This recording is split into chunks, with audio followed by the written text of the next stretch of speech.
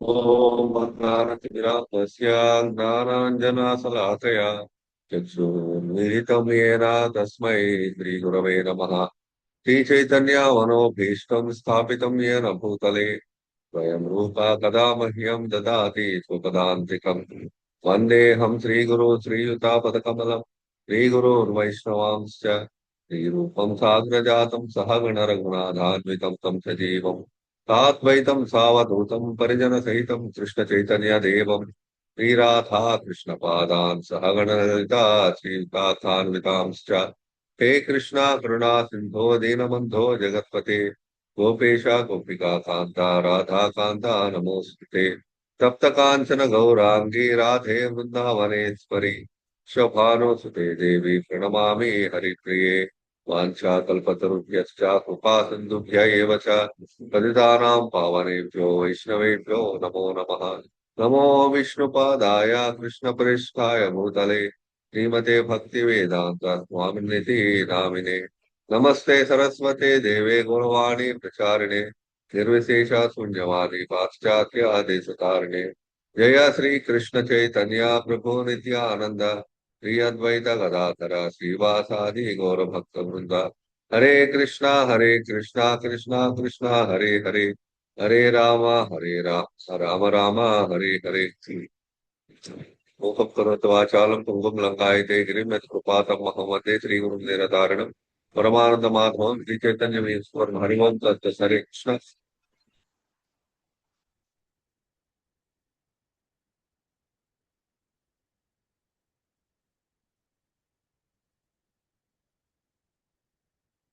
So last week మనం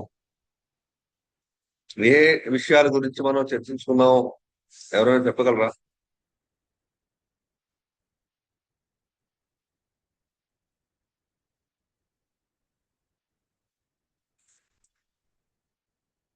ఎవరికి గుర్తులేదా?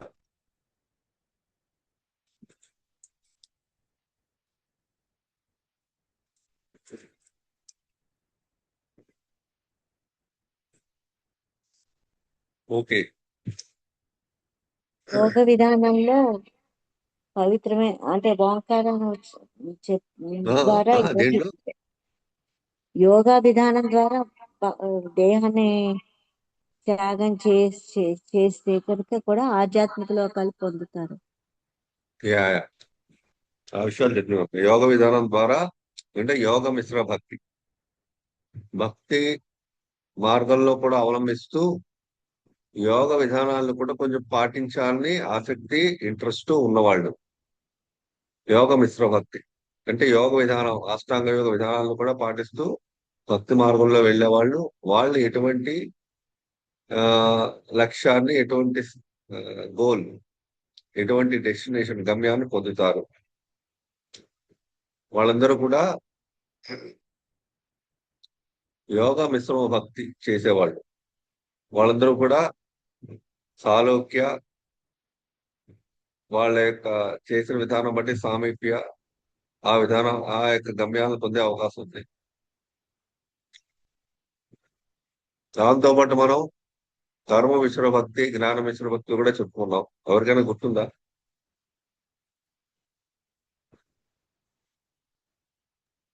హరే కృష్ణ ప్రభుజీ. హరే కృష్ణ. కర్మ మిశ్రమ భక్తి అంటే భక్తి చేస్తారు కానీ కోరికలతో చేస్తారు. కర్మలు కోరికలు తీరాలి అనే ఆశ ఉంటుంది వాళ్ళకి, కోరికలు తీర్చుకోవాలని అనిపిస్తూ ఉంటుంది. కానీ భక్తి చేస్తారు, కానీ మెయిన్ మాత్రం కోరికలు తీర్చుకోవాలని భక్తి చేస్తారు. కాబట్టి వాళ్ళు భక్తి అంతా కర్మ మిశ్ర భక్తి అవుతుంది. అంటే ఫలితాలు కోరుకుంటూ ఉంటారు. అది పుణ్యఫలం కోసం వాళ్ళు కామ్య కర్మలు అవి చేసుకుంటూ భక్తి చేస్తారు, కానీ మెయిన్ కాన్సన్ట్రేషన్ అంతా కోరికలు తీర్చుకోవడం కోసం కష్టపడుతూ ఉంటారు. ఈ భక్తి మార్గంలో వెళ్ళేవాళ్ళు రెండు రకాలు. ఒకటి భక్తి మార్గం చేస్తూ శ్రద్ధగా, కానీ వాళ్ళకి 7వ అధ్యాయం 16వ శ్లోకం అందరూ గుర్తుంచుకోవాలి. ఏంటి 7వ అధ్యాయం 16వ శ్లోకం? చాలా ఇంపార్టెంట్ శ్లోకం భగవద్గీతలో 7వ అధ్యాయం 16వ శ్లోకం. ఆర్తి ఏదైనా భగవద్గీత అర్ధార్థి చెప్పండి. ఆర్తి అర్ధార్థి జిజ్ఞాసు జ్ఞాని, ఈ నలుగురు కూడా సుకృతిలో కలిగిన వాడు. సుకృతులు అంటారు వీళ్ళని. భగవంతుని యొక్క కృప ఉంటుంది. వీళ్ళందరూ భక్తితో కృష్ణుని హరిని పూజిస్తారు. కానీ ఆర్తులు అయితే దుఃఖాలు వచ్చినప్పుడు దుఃఖాలు పోవాలని కోరుకుంటూ ఉంటారు. అర్ధార్థులు ధనం కావాలని కోరుకుంటూ ఉంటారు. జ్ఞానులేమో జ్ఞాన సంపార్జన, జ్ఞానంలో బుద్ధి పొందాలని కోరుకుంటారు. జిజ్ఞాసు ఏమో చాలా తెలుసుకోవాలని ఉంటాడు, భగవంతుని తెలుసుకోవాలని అనుకుంటారు. వీళ్ళందరూ సుకృతులు. కాబట్టి వీళ్ళందరూ కూడా భక్తి మార్గంలో ఉంటారు. కానీ ఎవరితో వీళ్ళ నలుగురిలో కూడా ఒక్కొక్క కోరిక మీద ఆధారపడి ఉంటుంది వాళ్ళందరికీ. వాళ్ళ భక్తి అంతా శుద్ధ భక్తి చేయట్లేదు, వాళ్ళు కేవల భక్తి చేయట్లేదు, కర్మ మిశ్రమ భక్తి. ఈ జ్ఞానులతో జ్ఞాన మిశ్రమ భక్తి చేస్తారు.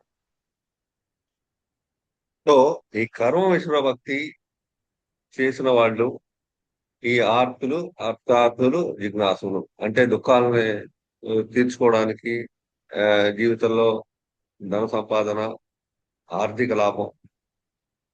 మీరు చెప్పినట్టు జిజ్ఞాసులు అంటే నాలెడ్జ్, జ్ఞానం నేర్చుకోవాలి, ఆశ, కోరిక, తాపత్రయం అంటే దాని మీద ఇంట్రెస్ట్, శ్రద్ధ, ఇవి ఉన్నవాళ్ళు.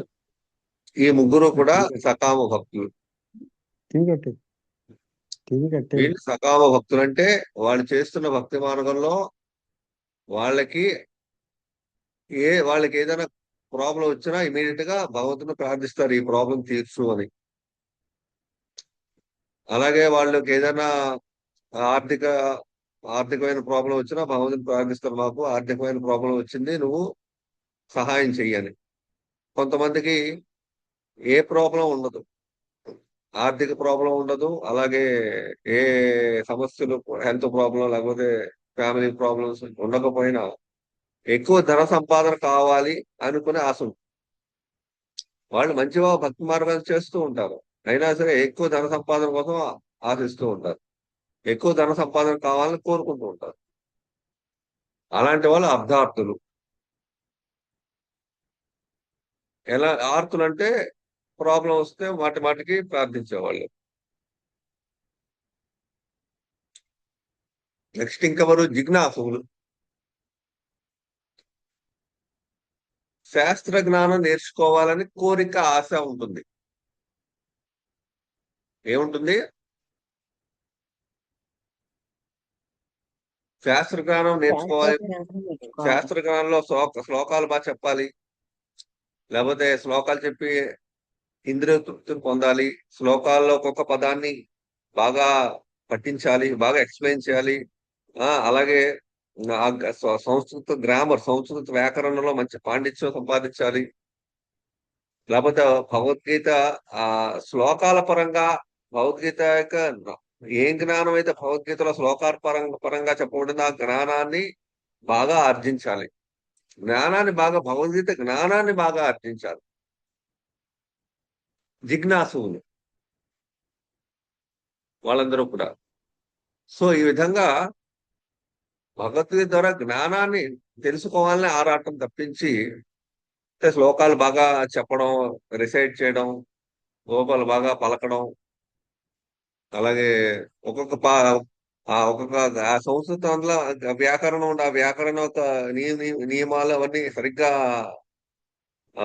పాటించడం, విసర్గ విసర్గ ఉన్నాయి కదా, ఈ సర్గ అదే ఇవన్నీ కరెక్ట్ గా పలకడం, ఇలాంటివన్నీ చేయడానికి they are very interested, very anxious అనమాట. యాంగ్జైటీ ఆ యొక్క ఆతృత. బాగా చెప్పాలి, భగవద్గీత స్పష్టంగా పలకాలి. ఇది జిజ్ఞాసు. వీళ్ళు సకామ భక్తులు. మనం భక్తి మార్గంలో వెళ్తున్నా సరే క్లియర్ గా మనకి కాన్సెప్ట్స్ మనకి కరెక్ట్ గా ఉండాలి. ఎందుకంటే మన యొక్క మనసులో ఉన్న భావన బట్టే మన యొక్క భక్తి ముందుకెళ్తుంది. భక్తి అందరూ చేస్తారు, భాగవతం అందరూ చదువుతారు, భగవద్గీత అందరూ చదువుతారు, అందరూ అర్థం చేసుకుని అందరూ జపం చేస్తారు, అందరూ నైవేద్యం పెడతారు, అందరూ సేవలు చేస్తారు, అందరూ గుళ్ళకి వెళ్తారు, అన్ని చేస్తారు, అందరూ తీర్థయాత్ర వెళ్తారు, అందరూ ధామానికి యాత్రలు వేసుకుంటారు, అందరూ అన్ని చేస్తారు. But what is the attitude? Krishna భక్తి మార్గంలోని పురోగతి, అభివృద్ధి అనేది దేని మీద ఆధారపడి ఉంటుందంటే యాటిట్యూడ్ మీద ఆధారపడి ఉంటుంది. What is my attitude in devotional service? That is only thing. Devotion service భక్తి మార్గంలో నేను ఉన్నాను, భక్తి యుక్త సేవలో ఉన్నప్పుడు what is my attitude in doing భక్తి?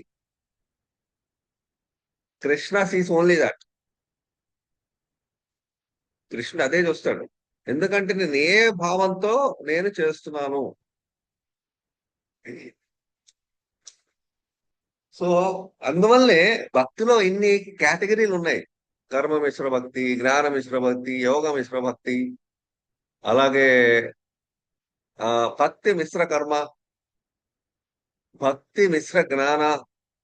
అది ఇంకా మనం లాస్ట్ వీక్ డిస్కస్ చేయాల, ఎందుకంటే అప్పటికే మనకి చాలా ఎక్కువైపోయింది టాపిక్. భక్తి మిశ్ర యోగా ఇది కూడా ఉంది. కాబట్టి భక్తి మిశ్ర యోగానే చేసే తక్కువ, అంటే భక్తి మిశ్ర యోగా కూడా చేసే వాళ్ళు ఉంటారు. అంటే భక్తి మిశ్ర కర్మ ఏంటంటే కర్మ మిశ్ర భక్తి. కర్మ మిశ్ర భక్తి అంటే ఈ 3 కేటగిరీలు: ఆర్తులు, అర్థార్థులు, జిజ్ఞాసులు. జనరల్ గా సాధారణంగా భక్తి ఈ కర్మ మిశ్ర భక్తుల్లో సకామ భక్తులు, వీళ్ళ సకామ భక్తులు అంటారు. వీళ్ళు ఈ విషయాన్ని మనం మళ్ళీ ఎందుకు డిస్కస్ చేస్తున్నాం అంటే క్లారిటీ కోసం డిస్కస్ చేస్తున్నాం. యాక్చువల్ గా ఈ రోజు టాపిక్ అనేది శుద్ధ భక్తి, కేవలం 14, 15, 16 శ్లోకాలు. కాకపోతే ఇది క్లారిటీ అందరికీ మనకి ఒకసారి రివైజ్ చేసుకుంటే మనకి మనం అసలు భక్తి మార్గం గురించి బాగా ఐడియా ఉంటుంది. సో దాన్ని బట్టి మనం ఏ భక్తిలో వెళ్ళాలి, భక్తి ఎలా చేయాలి, భక్తి మార్గంలో ఏ విధమైన భావంతో వెళ్ళాలి, దాన్ని బట్టి మన గోల్ కూడా మనం ఎలా ఫిక్స్ చేసుకోవాలో మనకు తెలుసు. లేకపోతే వెళ్తూ ఉంటుందంటే ఏమవుతుందో కూడా మనకు తెలియదు. సో అందువల్ల కర్మ మిశ్ర భక్తి అంటే ఏంటంటే ఇప్పుడు మనం చెప్పిన 3 రకాల కేటగిరీ. వీళ్ళు భక్తి బాగా చేసిన ఈ యొక్క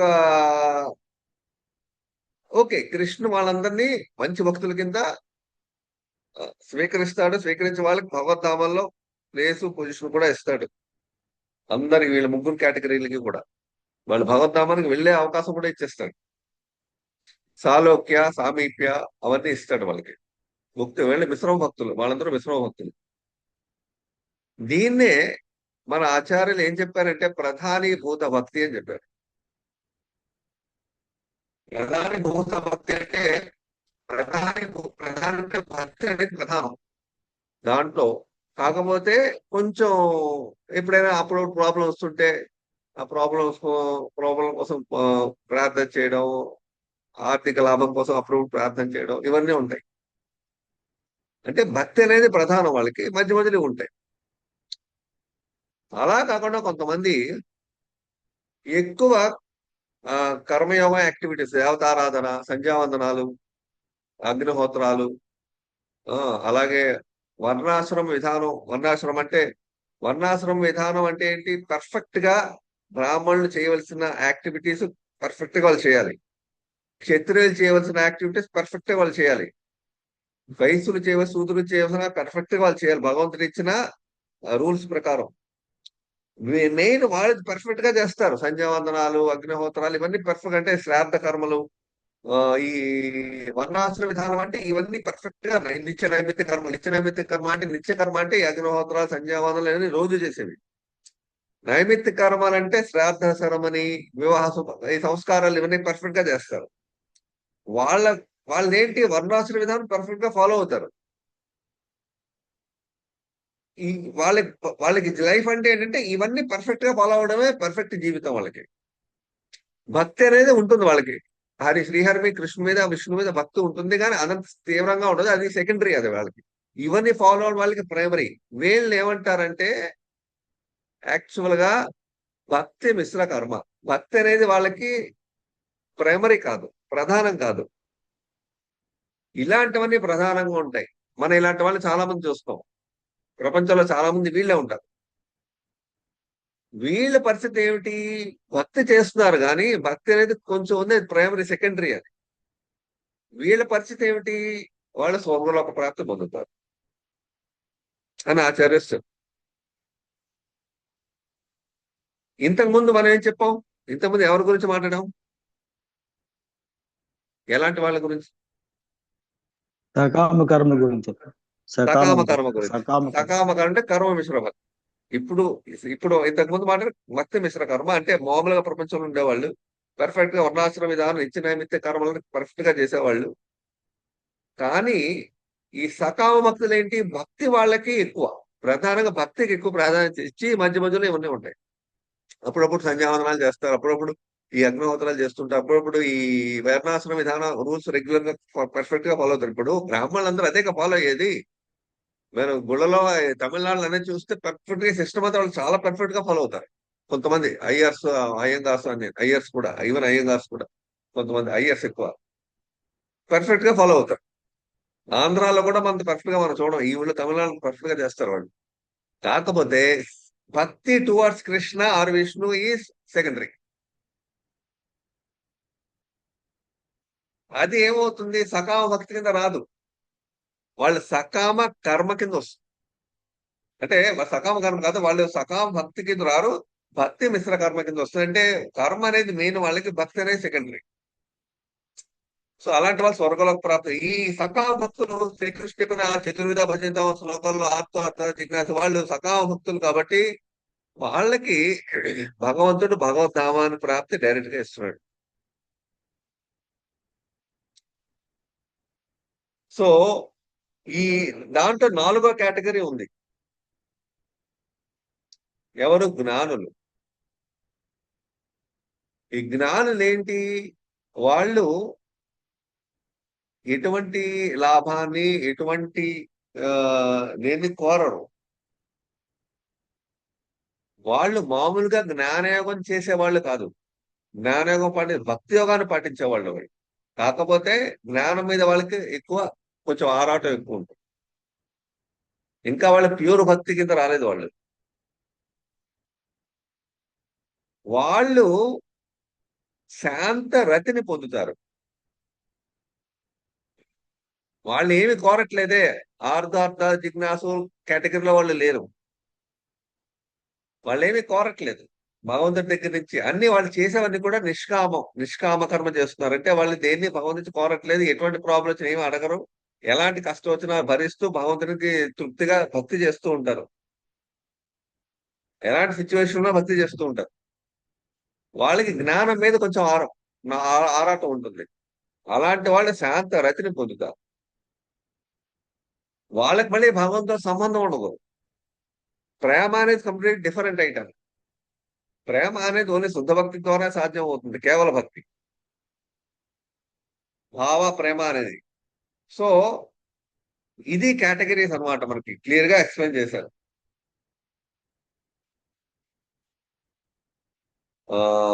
సో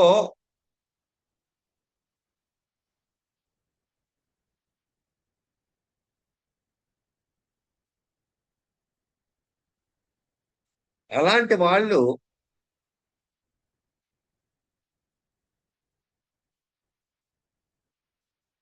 ఇన్ కేస్ స్వర్గలోకం వెళ్ళినా, ఈ కర్మ విషయ భక్తి శతావక్త స్వర్గలోకం వెళ్ళినా మళ్ళీ మళ్ళీ వాళ్ళు తిరిగి కింద పడరు, మళ్ళీ భూలోకానికి రారు. వాళ్ళు మళ్ళీ పైకే వెళ్ళిపోతారు వాళ్ళు. ఎందుకంటే వాళ్ళు భక్తిని వాళ్ళు మెయిన్ గా తీసుకున్నారు.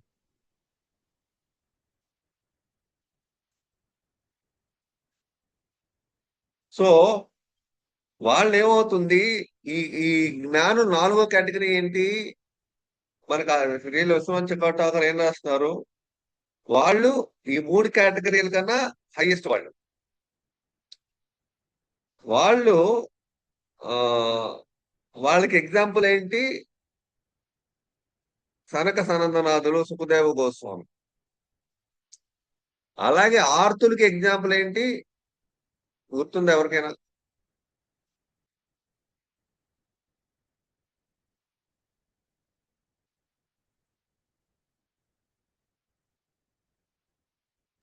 గజేంద్రుడు మోక్షం గజేంద్రుడు చెప్పారు కదా.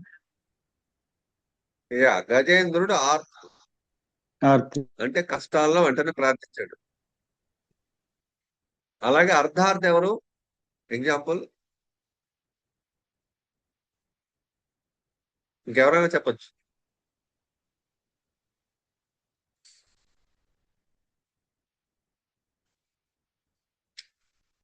లాస్ట్ వీక్ లెక్చర్ ని మనం రికార్డ్ చేసి పంపించాను, అందరూ దయచేసి వినాలి.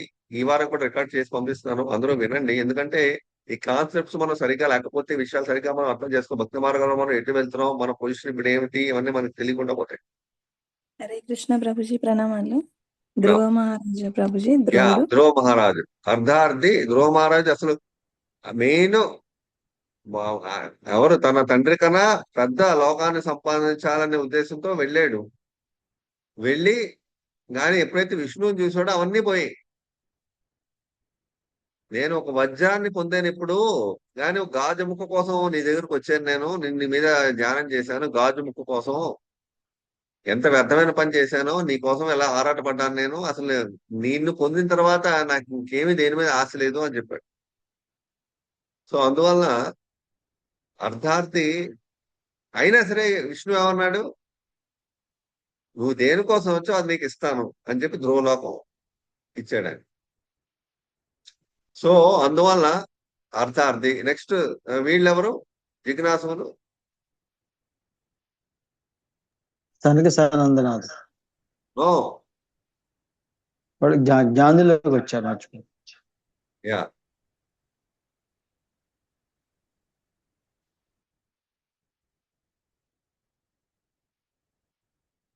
సౌనకాది ఋషులు అని మనకి ఎగ్జాంపుల్ చెప్తున్నారు.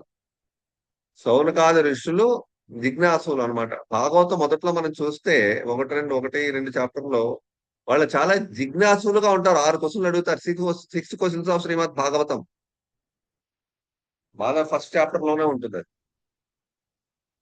6 క్వశ్చన్లు. జిజ్ఞాసులు అనమాట, తెలుసుకోవాలని ఆతృత.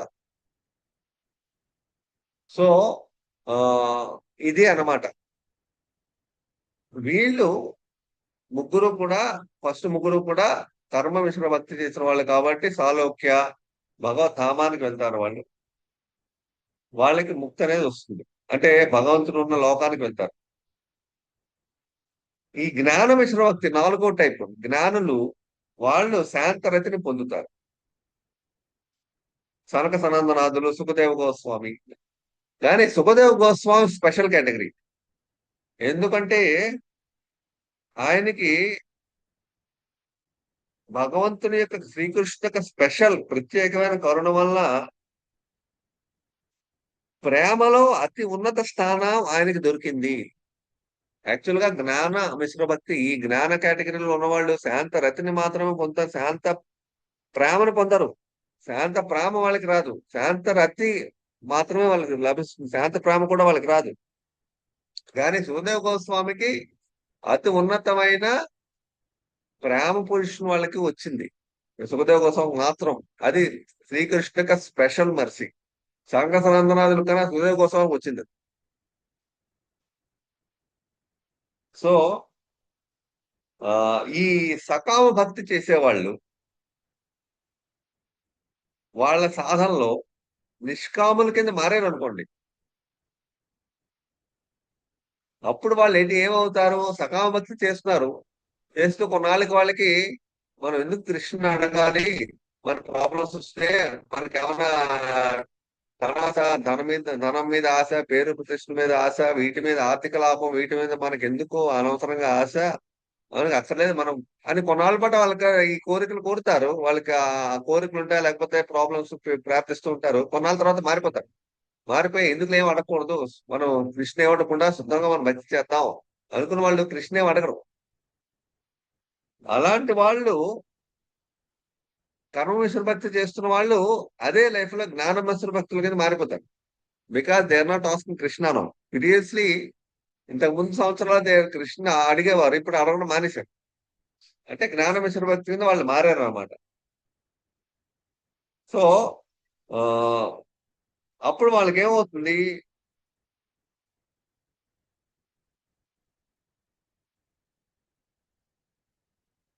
ఈ వాళ్ళు కూడా ఈ శాంత దాస్య ప్రేమ పొందే అవకాశం ఉంటుంది ఎప్పుడు సకామ భక్తుల నుంచి నిష్కామ భక్తుల కింద మారినప్పుడు, అంటే మిశ్ర భక్తి కింద మారినప్పుడు వాళ్ళు శాంత ప్రేమ దాస్య ప్రేమ అవన్నీ పొందే అవకాశం వాళ్ళకు ఉంటుంది.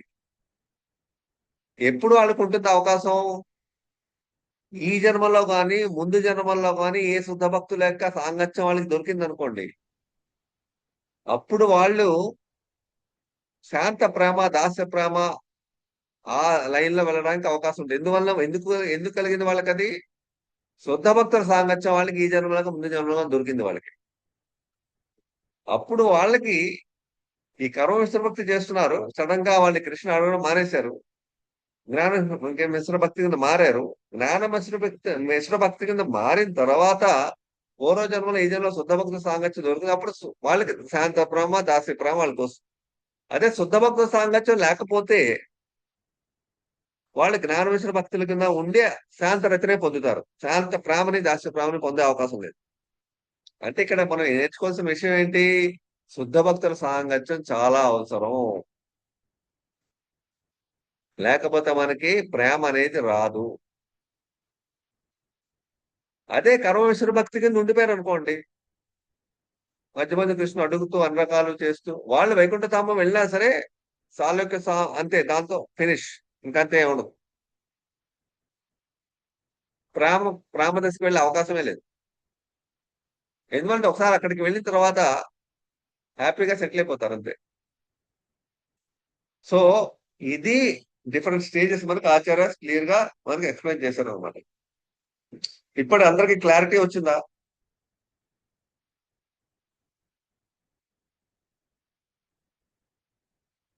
ఎవరికైనా డౌట్స్ ఉన్నాయా? హరే కృష్ణ ప్రభుజీ. ఇప్పుడు హరే కొందరు దత్తపీఠం వాళ్ళు ఇప్పుడు భగవద్గీత శ్లోకాలు కాంపిటీషన్స్, ఇప్పుడు దాంట్లో వాళ్ళకి లెవెల్స్ బై హార్ట్ చేసేసి ఈ విధంగా ఆ శ్లోకాలని చెప్పేసి వాళ్ళు కాంపిటీషన్స్ లో పార్టిసిపేట్ చేయడం, ఇవి ఏ లెవెల్ కిందకి వస్తుంది ప్రభుజీ? మీరు ఆలోచించిన డిఫరెన్స్ చేసిన ఎలా ఉంది వస్తుంది? జిజ్ఞాసులే కదా ప్రభుజీ? యా,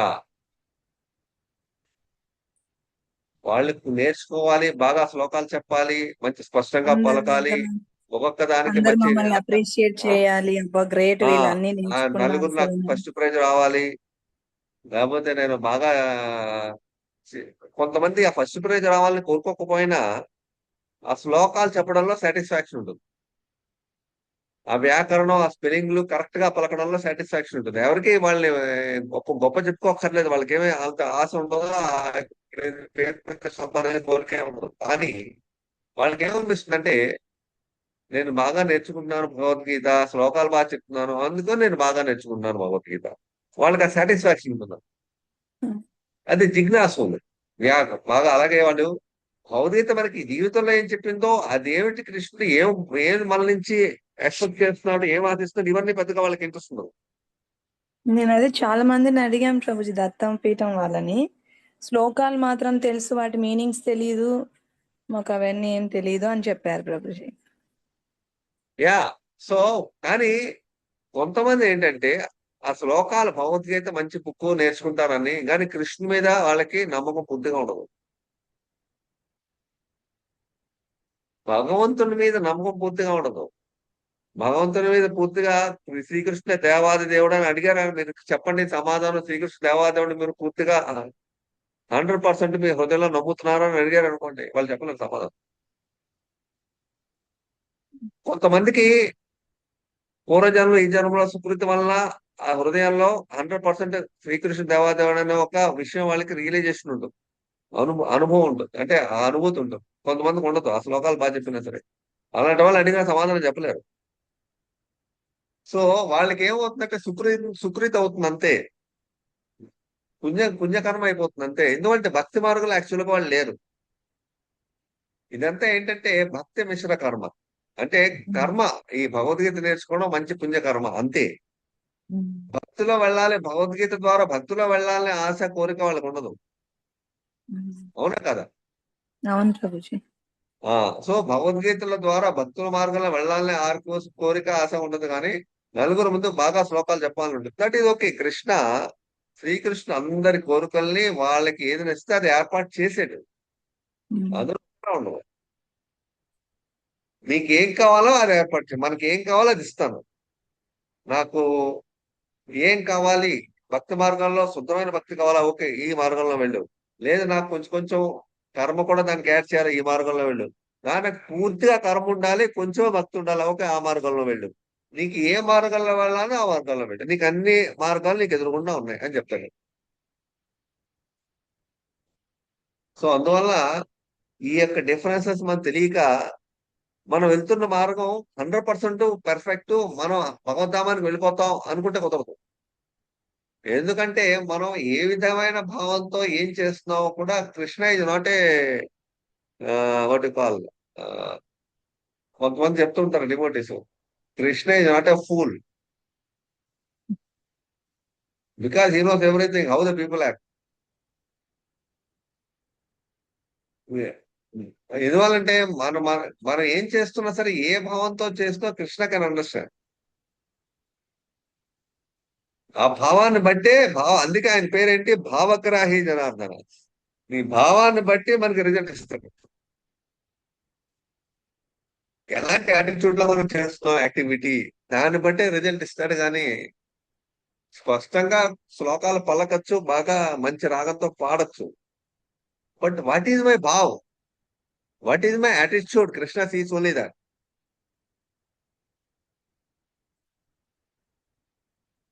సో అందువల్ల ఆ భక్తి మార్గం అనేది ఇవన్నీ మనకి ఆచార్య క్లీన్ గా ఎక్స్ప్లెయిన్ చేస్తున్నారు. ఎందుకంటే ఇవన్నీ మనకి తెలియకపోతే మనం అందరిలాగా మనం భక్తి చేస్తున్నాం అనుకుంటాం, కానీ మనం ఏ భావంతో ఎంతవరకు మనం ప్రోగ్రెస్ లో ఉన్నామో మనకు తెలియాలన్నమాట. అందుకే మనం డిస్కస్ చేసాం ఇవాళ.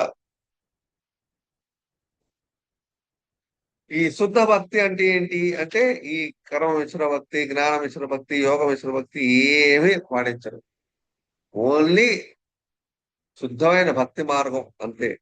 శ్రవణం, కీర్తనం, విష్ణు స్మరణం అంతే. పాదసేవనం, అర్చనం, మందం, ఓన్లీ ఇంకే విధమైన ప్రాసెస్ ఫాలో చేయొచ్చు, ఏ రకరకాలు. కానీ దీంట్లో ఇప్పుడు మనం ఇవాళ డిస్కస్ చేసుకుని చెప్పబోతున్నది 14, 15, 16 శ్లోకాలు, మంచి ఇంపార్టెంట్ శ్లోకాలు.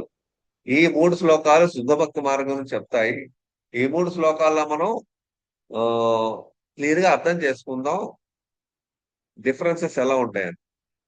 హరే కృష్ణ. సో 14, 15, 16 ఎవరైనా చదవండి, 3 ఒకేసారి చదవండి. 3 ఓపెన్ చేయండి, 14 చదవండి ఫస్ట్. హరే కృష్ణ. హరే కృష్ణ. ఇప్పుడు హరే కృష్ణ. సారీ, ఎవరికైనా సరే సందేహాలు ఉన్నాయా? ఇప్పటి వరకు డిస్కస్ చేసిన, ఇవాళ 1/2 అవర్ డిస్కస్ చేసిన సందేహాలు ఉన్నాయి. ఎందుకంటే ఇప్పుడు మనం శుద్ధ భక్తి టాపిక్ వెళ్తాం, సందేహాలపై డిస్కస్ చేసుకుందాం.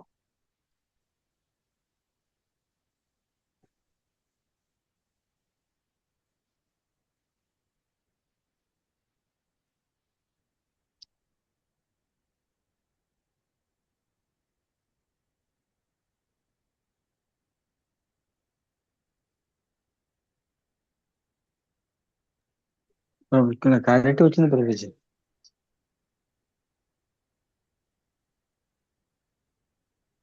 ఎవరికి సందేహాలు లేవా? ఓకే, ఉంటే అడగండి, లేదంటే నెక్స్ట్ శ్లోకానికి వెళ్ళిపోదాం. 14. ఓకే, 14 ఏంటి? హరే కృష్ణ ప్రభుజీ, చదవమంటారా? అనన్యచేతాః సతతం యో మాం స్మరతి నిత్యశః తస్యాహం సులభః పార్థ నిత్యయుక్తస్య యోగినః. 15వ శ్లోకం. మాముపేత్య పునర్జన్మ దుఃఖాలయం అశాశ్వతం నాప్నువంతి మహాత్మనః సంసిద్ధిం పరమాం గతాః. 16వ శ్లోకం. 16 వద్దు, 15, 14, 15 బ్రహ్మభువనాని చదవండి. 14, 14, 15 15 బాగుంది చదవండి. 14 భావం. ఓ పార్థ, అనన్య చిత్తముతో నన్ను స్మరించువానికి అతని నిరంతర భక్తియుక్త సేవ కారణమున నేను సులభముగా లభ్యుడనై ఉన్నాను. 15 భావం. భక్తి యోగులైన మహాత్ములు నన్ను పొందిన పిమ్మట అత్యున్నతమైన సంసిద్ధిని పొందిన వారగుటిచే దుఃఖాలయమైన ఈ అనిత్య జగత్తునకు ఎన్నడను తిరిగిరారు. హరే కృష్ణ ప్రభుజీ. ఓకే. సో 14వ శ్లోకం మనకి ఏం చెప్తోంది?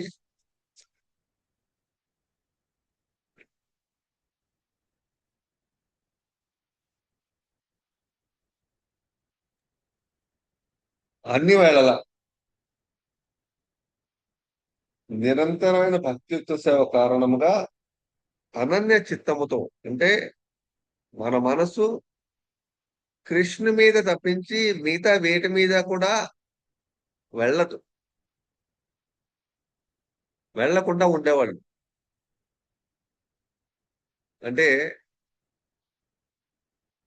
దేని మీద ఇంకే విధమైన దేవతారాధన లేకపోతే సంథింగ్ ఏదో రకరకాల పూజలు వ్రతాలు రకరకాలు చేసుకుని అవి వాటి మీద కూడా ఇందాక మనం చెప్పుకున్నట్టు ఇవి చెయ్యాలి, చేయకపోతే అవి చెయ్యాలి, చేయకపోతే అవతల దేవతలకి మనకు మంచిది కాదు, వాళ్ళని ఇన్సల్ట్ చేసినట్టు ఉంటుంది, వాళ్ళని తక్కువ పట్టి అవమానించినట్టు ఉంటుంది అని కొంతమంది భావిస్తారు. కొంతమంది ఎలా భావిస్తారంటే అవి చేయాలని వాళ్ళకి అటాచ్మెంట్ అనమాట, అలవాటు అయిపోతుంది మొదటి నుంచి చిన్న లైఫ్ లో. అవి చేయకుండా ఉండలేరు, చేసుకుంటూ పోతూ ఉంటారు. అవి చేస్తే మనకి మంచి స్వర్గలోక ప్రాప్తి వస్తుంది, లేకపోతే మంచి జీవితం వస్తుందని అనుకుంటూ చేస్తూ ఉంటారు.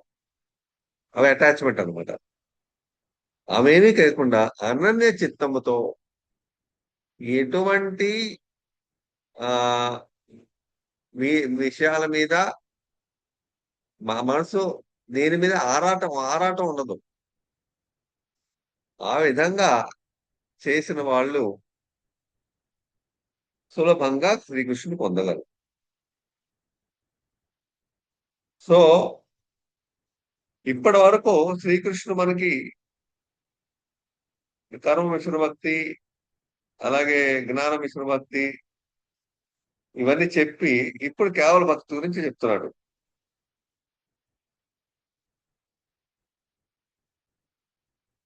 వాళ్ళకి దేవతారాధన లేకపోతే ఎటువంటి బ్రహ్మలోకం పొందాలి, లేకపోతే సిద్ధలోకం పొందాలి, అలాగే స్వర్గలోకం పొందాలి, వాళ్ళకి ఎటువంటి ఆశ ఎటువంటి ఎక్స్పెక్టేషన్ ఉండదు.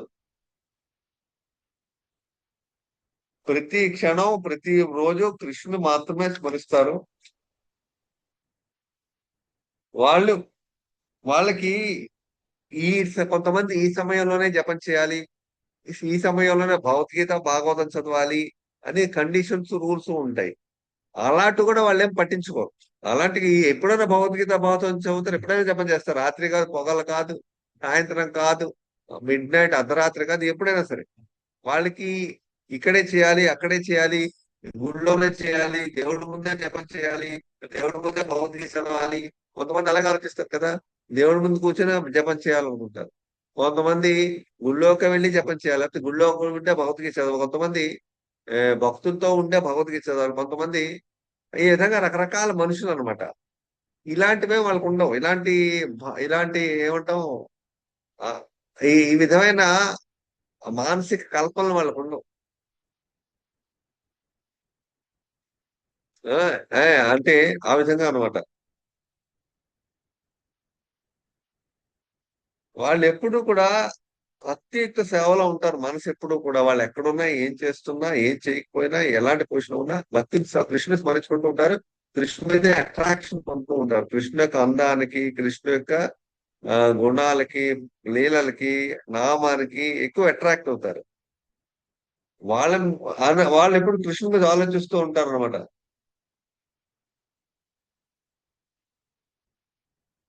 సో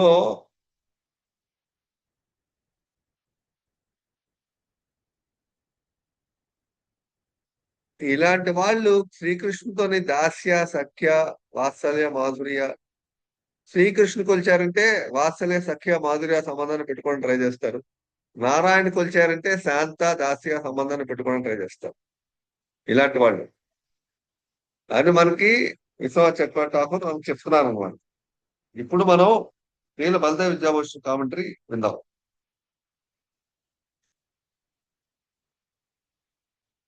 వీళ్ళు ఉత్సవ చక్రటాకర్ ఏం చెప్పారు మనకి, ఇలాంటి వాళ్ళు వాళ్ళకి ఎటువంటి ఇది ఉండదు, భక్తి వాళ్ళు ఎప్పుడు చేసుకుంటూ ఉంటారు. స్నానం చేసే జపం చేయాలని కొంతమంది అనుకుంటారు, స్నానం చేయకుండా జపం చేయకూడదు అంటారు. శ్రీ చైతన్య మహాప్రభు ఏం చెప్పారు, నామ్నామకారి బహుదా నిజ సర్వశక్తి తత్రార్పిత నియమిత స్మరణైన కాల. హరినామం చెప్పడానికి ఈ సమయంలో చెప్పాలి, నియమిత స్మరణైన కాల అంటే ఏంటి, ఈ టైంలోనే చెప్పాలి, ఈ టైంలో చెప్పకూడదు, ఆ ఈ విధంగానే చెప్పాలి, ఈ విధంగా చెప్పకూడదు, నియమాలంటూ ఏముండవు. స్నానం చేసే చెప్పండి, స్నానం చేయకూడదు జపం చేయకూడదు అని ఏముండదు. హరినామం అనేది 3 గుణాలకు అతీతం. హరినామం అనేది మహావిష్ణువు చేత సృష్టించబడిన ఈ భౌతిక జగత్తుకి అతీతం. ఈ భౌతిక జగత్తులో ఏముందో దానికన్నా అతీతం హరినామం. ఏదైనా సరే భౌతిక జగత్తులో దేశకాల పాత్ర పరిస్థితి, టైం ప్లేస్ సర్కమ్స్టెన్సెస్, ఎలాంటి పరిస్థితులకైనా హరినామానికి సంబంధం లేదు. శరీరం ఎలాంటి పొజిషన్ లో ఉన్నా జపం చేయొచ్చు, హరినామం చెప్పడానికి కూడా లేదు, రిస్ట్రిక్షన్స్ ఏం లేవు. సో అందువల్ల దేనికి హరినామం దేని వల్ల కలుషితం అవదు. అందుకు వాళ్ళకి ఈ రూల్స్ ఏ ఉండవు, వాళ్ళకి ఎప్పుడు కృష్ణుని స్మరిస్తూ ఉంటారు. సో మనకి బలదేవ విద్యాభూషణ్ ఏం చెప్తున్నారంటే,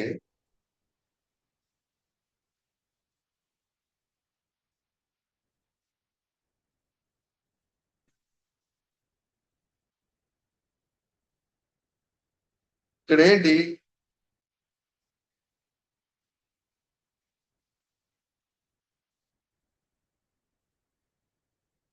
బలదేవ విద్యాభూషణ్ భక్తుల్లో 3 రకాల భక్తుల గురించి చెప్తున్నారు. భక్తుల్లో 3 రకాల భక్తులు. ఇది కొంచెం జాగ్రత్తగా అర్థం చేసుకుందాం. ఏం చెప్తున్నారంటే,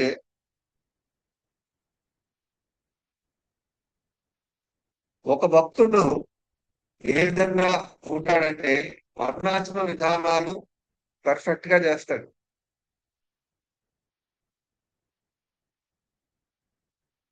ఆ భక్తుడు పర్ఫెక్ట్ గా చేసి భక్తి మార్గంలో వెళ్తూ ఉంటాడు. సో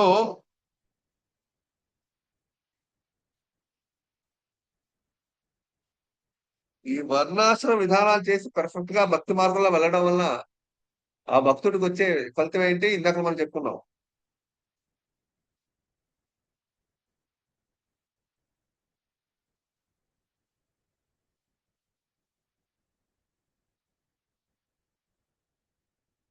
గుర్తుందా?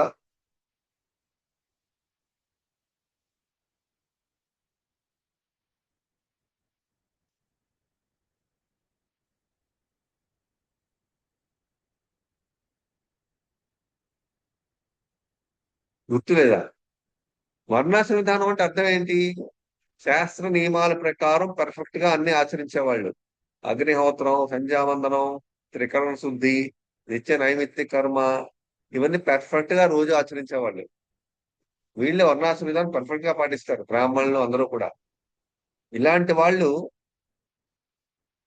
భక్తి చేస్తారు బాగా, హరిభక్తి వాళ్ళకి ఉంటుంది. సో ఇలాంటి వాళ్ళు గురించి ఒక కేటగిరీలో పెట్టారు బలదేవ విద్యాభూషణ్ వాళ్ళని, ఆ కేటగిరీ అనమాట. వాళ్ళకి భౌతికమైన కోరికలు అంటూ ఏముండవు. ఇందాక మనం చెప్పుకున్న కర్మ విషయ భక్తులు భౌతికమైన కోరికలు ఉంటాయి, ఆర్తులు అర్థార్థులు. ఈ ఇప్పుడు ఈ వర్ణాశ్రమ విధానం పర్ఫెక్ట్ గా పాటించే వాళ్ళు భౌతికమైన కోరికలు ఉండవు. కానీ ఇవన్నీ వాళ్ళు ఎందుకు చేస్తారు, ఇవన్నీ చేయాలని వాళ్ళకి ఇంట్రెస్ట్. ఇది వాళ్ళ జీవితం చాలా శుద్ధంగా, చాలా పర్ఫెక్ట్ గా ఉంటుంది. కొంతమంది బ్రాహ్మణాస్ చూడండి, వాళ్ళ జీవిత విధానం చాలా బాగుంటుంది, అన్ని పర్ఫెక్ట్ గా ఫాలో అవుతారు. వాళ్ళ మార్నింగ్ నుంచి నైట్ వరకు వాళ్ళ సిస్టమ్, వాళ్ళ ఆహారం తినడం కానీ ప్రతిదీ కూడా చాలా పర్ఫెక్ట్ గా వేదాల ప్రకారం పర్ఫెక్ట్ గా ఫాలో అవుతారు, వర్ణాశ్రమ విధానం పర్ఫెక్ట్ గా ఫాలో అవుతారు. అలాంటి వాళ్ళు దేని మీద వాళ్ళకి కర్మేశ్వర భక్తుల్లాగా దేని మీద ఆసక్తి ఉండదు. సో వాళ్ళు వాళ్ళు ఏమంటారంటే సనిష్ట భక్తులు అంటారు.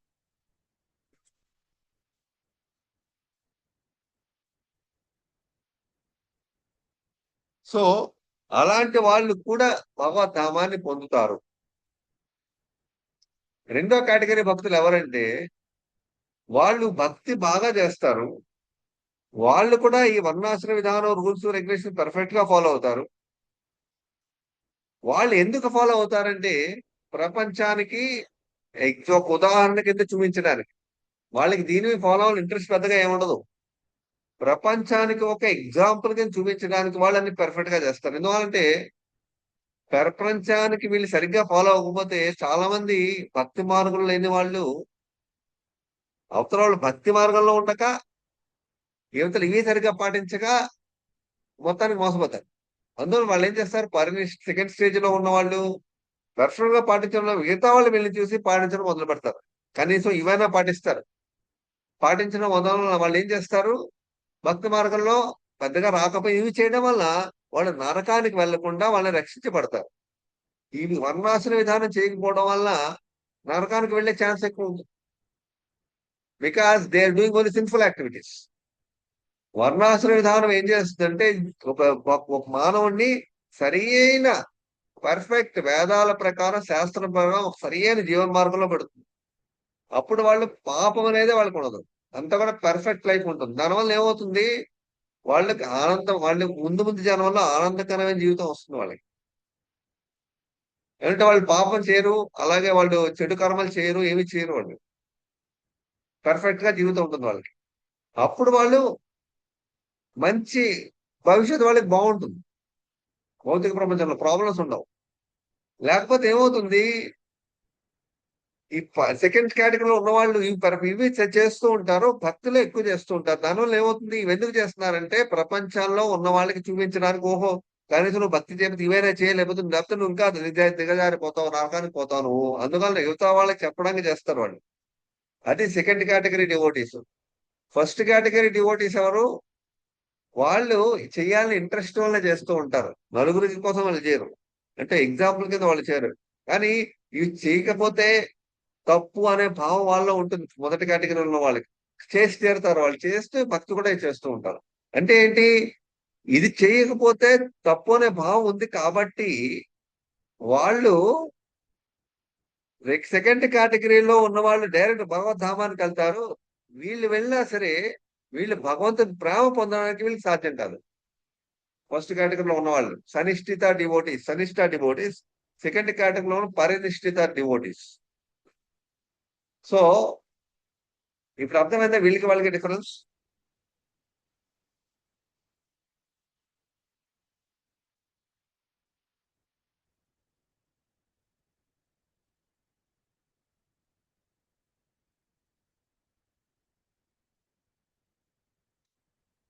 కర్మ మిశ్ర భక్తులకు రారు వీళ్ళు.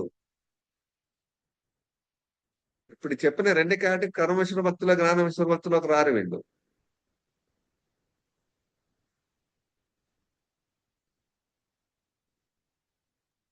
శ్లోకం 14లో ఉన్న వాళ్ళండి ప్రభుజీ, 14వ శ్లోకంలో ఉన్న 14 వాళ్ళు శ్లోకంలో ఇంకా మన 14 శ్లోకాల పాయింట్ మనం ఇంకా రాదు. ఇప్పుడు మనం చెప్పబోయేది 14 శ్లోకం పాయింట్కి వస్తున్నాం. Okay okay. ఇప్పుడు 14 శ్లోకం చెప్పేది శుద్ధ భక్తి గురించి చెప్పింది. ఇప్పుడు మనం ఇంకా పరినిష్ఠిత భక్తి గురించి, సనిష్ట భక్తి గురించి మాట్లాడుతున్నాం. అంటే ఏంటి, భక్తి మార్గం బాగా చేస్తూ కూడా ఫస్ట్ కేటగిరీలో ఉన్న వాళ్ళు సనిష్ట భక్త అంటే ఏంటి, వర్ణాశ్రమ రూల్స్ పర్ఫెక్ట్ గా ఫాలో అవుతారు. ఫాలో అయ్యి వాళ్ళు చెయ్యాలి, చేయకపోతే తప్పు లేకపోతే అపరాధం చేస్తున్న ఫీలింగ్ వాళ్ళలో ఉంటుంది. అందులో సనిష్ట భక్తి మార్గం, సనిష్ట భక్తులు వాళ్ళు. పరినిష్ఠిత భక్తులు ఏంటంటే బయట ప్రపంచం కోసం చేస్తారు. ఫర్ ఎగ్జాంపుల్ జనక మహారాజ్ భౌతిక శ్రీకృష్ణుడు చెప్తాడు, యద్యదాచరతి శ్రేష్ఠ తత్తద్దేవేతరో జన సయత్ ప్రమాణం కురితే లోకస్తు ధనువర్తతే యద్యద్ ఆచరతి శ్రేష్ఠ. ఎవరైతే ఉన్నారో, పెద్ద పొజిషన్ లీడర్స్ గా ఉన్నారో వాళ్ళు పర్ఫెక్ట్ గా అని చెయ్యాలి. ఎందుకంటే వాళ్ళ నుంచి అందరూ ఫాలో అవుతారు. వాళ్ళే సరిగ్గా చేయలేదు అనుకోండి, మిగతా వాళ్ళు సరిగ్గా చేయరు. అందులో ఇతరుల కోసం ఒక ఉదాహరణ కోసం జనక మహారాజు పర్ఫెక్ట్ గా చేసేవారు ఆయన. ఆయన పరినిష్ఠిత డివోటి జనక మహారాజు. ఆయన దీని మీద అటాచ్మెంట్ మీద చేయలేదు. అందుకే శ్రీకృష్ణుడు ఆయన్ని పరినిష్ఠిత డివోటి కింద పెట్టాడు భగవద్గీతలో. ఏతే దాచరణ శ్రేష్ఠ తత్త దేవేతరో జన, వాళ్ళని చూసి అందరూ ఫాలో అవుతారు అర్జున అని క్లియర్ గా శ్రీకృష్ణ జనక మహారాజుని ఆ పరినిష్ఠిత కేటగిరీలో పెట్టాడు. వాళ్ళు దాని మీద అటాచ్మెంట్ ఉన్న వాళ్ళు, వాళ్ళకి మెయిన్ కృష్ణ ప్రేమ పొందాలే, బట్ వాళ్ళు లీడర్షిప్ పొజిషన్ లో ఉన్నారు కాబట్టి వాళ్ళు నలుగురికి ఒక ఉదాహరణగా వాళ్ళ జీవితం ఉండాలి, లేకపోతే ప్రపంచంలో ఎవరు ఫాలో అవరు. సో అదన్నమాట. అందువల్ల వాళ్ళు అందుకు చేస్తారు. వీళ్ళు శ్రాద్ధ కర్మలు చేయకపోతే అమ్మో ప్రాబ్లం, లేకపోతే ఈ వర్ణాశ్రమం సరిగా పాటించబడితే ప్రాబ్లం, అలా ఇవి చేయకపోతే పెద్ద తప్పు, ఈ ఫీలింగ్ సనిష్ట ఫస్ట్ కేటగిరీలో ఉన్నారు వాళ్ళు చేసి తీరుతారు. కానీ భక్తి మార్గంలో కూడా వాళ్ళకి నమ్మకం ఉంటుంది, బట్ దీని మీద కూడా ఉంటుంది. వాళ్ళు యాక్చువల్ గా ఇంకా ప్యూర్ అవ్వలేదు అనమాట. వాళ్ళు సనిష్ట కేటగిరీ, పరినిష్ట కేటగిరీ. వీళ్ళు కర్మవిషయ భక్తులు కాదు. వీళ్ళు ఏదంటే కర్మవిషయ భక్తులు కోరికతో చేస్తారు, వీళ్ళు ఏం కోరికతో చేయట్లా, సనిష్ట భక్తి పరినిష్ట భక్తి. వీళ్ళిద్దరు కూడా నిష్కామంలోకి వెళ్ళిపోతారా? ఆ? ఇద్దరు కూడా నిష్కామ యోగుల్లో కడతారు వీళ్ళు. నిష్కామ భక్తి, నిష్కామ కర్మ చేస్తున్నారు ఇద్దరు కూడా. నిష్కామ యోగుల కదా, నిష్కామ కర్మ చేస్తున్నారు. వాళ్ళు చేసే దాంట్లో వర్ణాశ్రమ విధానంలో కర్మయోగంలో వాళ్ళకి ఇది కోరుకుని చేయట్లే వాళ్ళు ఏమైనా. అందుకే ఇవన్నీ మనం ఎందుకు డిస్కస్ చేస్తాం, ప్రపంచంలో మనుషులు మనం ఇప్పుడు డిస్కస్ చేసే కేటగిరీలో ప్రపంచంలో మనుషులందరూ ఉంటారు. ఇవే కేటగిరీలు అందరూ ఇప్పుడు మనం డిస్కస్ చేసాం. సో నిరపేక్ష డివోటి అంటే ఏంటి? వాడు ఏ వర్ణాశ్రమ విధానం పాటించడు, ఎటువంటి కర్మయోగం జ్ఞానం ఏది పాటించడు, యోగ మిశ్రమైన వాడేమో పాటించడు. వాడు ఓన్లీ భక్తి మాత్రమే చేస్తాడు. అతనే పాటించాలని వాడు అనుకోడు కూడా. అది వాడే నిరపేక్ష భక్తుడు, అంటే శుద్ధ భక్తుడు అన్నమాట. అలాంటి వాడి గురించే 14లో శ్రీకృష్ణుడు అనన్య భక్తి చేసిన వాళ్ళు నన్ను ఈజీగా పొందుతారు అర్జున అంటాడు.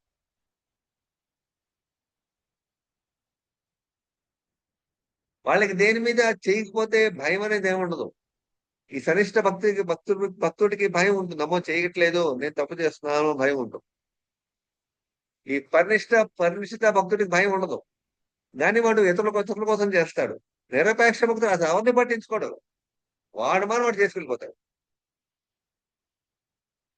వాడు డైరెక్ట్ కృష్ణుని పొందుతాడు వాడు. అదే నిరపేక్ష భక్తుడు. అదే 14 శ్లోకం మనకి ఆ భక్తుల గురించి. నిరపేక్ష భక్తులు అంటే యాక్చువల్ గా ఇంకా చెప్పాలి, నిరపేక్ష భక్తులు అసలు బాబా చేసి అనమాట.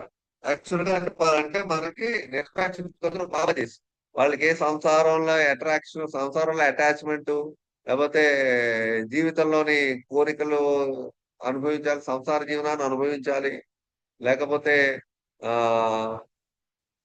సంథింగ్ సొసైటీలో మనం ఉండాలి, ఇవే ఉండవు. వాళ్ళు ఎప్పుడో బాబాజీలాగా బృందావనంలో మాయాపూర్లాగా జపం చేసుకుంటూ, కీర్తన చేసుకుంటూ, ధ్యానం చేసుకుంటూ, అలాగే పాడుకుంటూ, లేకపోతే భాగవతం చదువుకుంటూ ఇలాగే కూర్చుంటారు వాళ్ళ జీవితం. ప్రపంచం అంతా వాళ్ళకి బాబా చేశారు. ఇన్ఫాక్ట్ అంటే కంప్లీట్ డిటాచ్, 100%. సంసారం ఏం ఉండదు వాళ్ళు. నిరపేక్ష డివోటీస్ చాలా రేర్. జనరల్ గా పరినిష్ఠిత డివోటీస్ ఉంటారు మోస్ట్లీ. వాళ్ళు ఏంటంటే ఈ వర్ణాశ్రమ విధానం రూల్స్ చేసినా సరే పెద్దగా దాని మీద అటాచ్మెంట్ ఉండదు కాబట్టి పరినిష్ఠిత డివోటీ సెకండ్ కేటగిరీలో వాళ్ళు వస్తారు.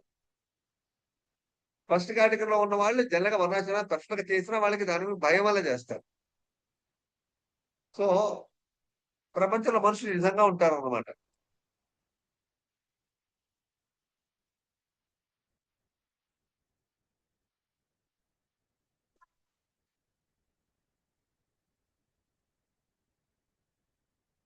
సో మనకి ఇప్పుడు శ్రీకృష్ణుడు ఏం చెప్తున్నాడు 14వ శ్లోకంలో, ఈ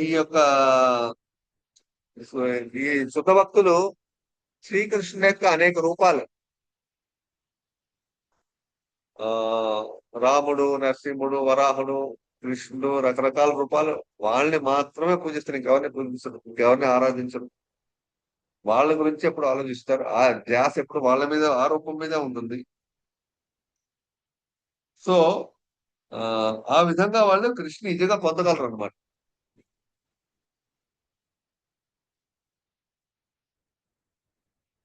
ఓకే. సో ఇప్పుడు మనం ప్రభుపాద భాష్యంకి వద్దాం.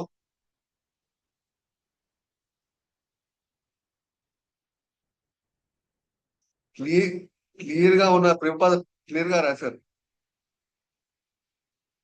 శుద్ధ భక్తులు ఎవరు, వాళ్ళ చరమ గమ్యం ఏమిటని క్లియర్ గా రాశారు ప్రభుపాద.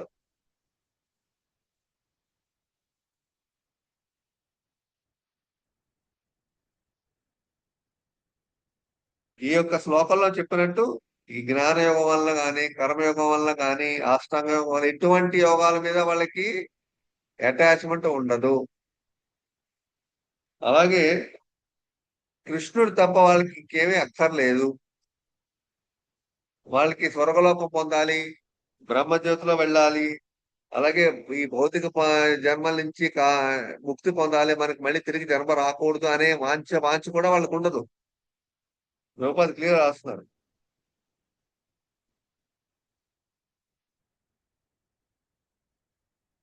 అందువల్ల వాళ్ళ కోసం ఎటువంటి కోరికలు వాళ్ళకు ఉండవు. ఎందుకంటే జ్ఞానయోగి, కర్మయోగి, హఠయోగి, అష్టాంగి వీళ్ళకి వాళ్ళ కోరికలు ఉంటాయి. కర్మయోగికి స్వర్గలోక ప్రాప్తి, అలాగే జ్ఞానయోగికి ముక్తి పొందాలని, అష్టాంగ యోగికి భగవంతుడి యొక్క పరమాత్మను పొందాలని కోరికలు ఉంటాయి. ఈ అనన్య భక్తి చేసే వాళ్ళకి ఏ కోరిక ఉండదు. వాళ్ళు ఎక్కడున్నా సరే అనన్య భక్తి చేస్తూనే ఉంటారు. ఆ కృష్ణుని, ఆ రాముణ్ణి తలుచుకుంటూ ఉంటారు, స్మరించుకుంటూ ఉంటారు, పాడుకుంటూ ఉంటారు, అన్ని అది చేస్తూ ఉంటారు. అంతే అకుంఠితమైన భక్తి అన్నమాట. సో ఈ విధంగా ఆ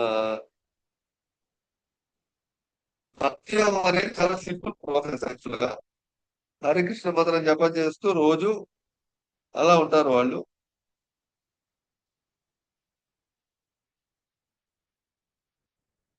ఆ విధంగా ఉండడం వల్ల శ్రీకృష్ణుడే వాళ్ళకి తన ధామాన్ని పొందడానికి మార్గాన్ని చూపిస్తాడు.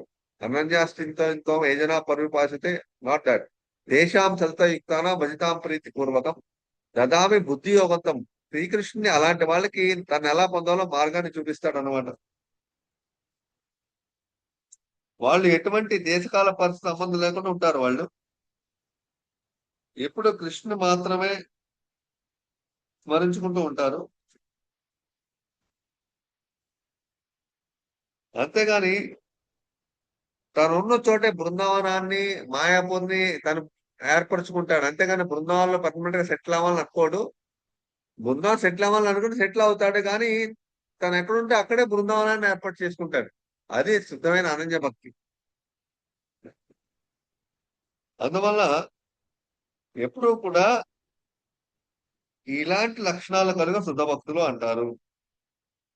వాళ్ళు ఏం చేస్తూ ఉంటారు, శ్రీకృష్ణుడికి శాంత రసం, దాస్య రసం, మాధుర్య రసం, వాత్సల్య రసం, ఆ సఖ్య రసం ద్వారా కృష్ణుని సేవిస్తూ ఉంటారు. సో ఈ విధంగా శ్రీకృష్ణుడు మర్చిపోకుండా సేవ చేస్తూ ఉంటారు, స్మరించుకుంటూ ఉంటారు. వాళ్ళని కూడా శ్రీకృష్ణుడు కూడా మర్చిపోవడం ప్రభుపాద రాస్తున్నారు. సో ఇప్పుడు మనకి ఏమర్థమైంది, భక్తుల్లో రకాలు అర్థమయ్యాయి. పరినిష్ట భక్తి, కనిష్ట భక్తి అర్థమైంది. కర్మ మిశ్ర భక్తి, జ్ఞాన మిశ్ర భక్తి అర్థమైంది. వీళ్ళందరూ కాకుండా ఇప్పుడు మనం చెప్పుకున్న కర్మ మిశ్ర భక్తి, జ్ఞాన మిశ్ర భక్తి, యోగ మిశ్ర భక్తి, కనిష్ట భక్తి, పరినిష్ట భక్తి, 5 రకాల కేటగిరీలు కాకుండా ఇంతకన్నా ఇంకా దిగువ స్థానంలో ఉన్న కేటగిరీలు ఉన్నాయి. వాళ్ళు ఎవరంటే కర్మయోగం ఎక్కువ చేస్తారు, భక్తి కొంచెం చేస్తారు.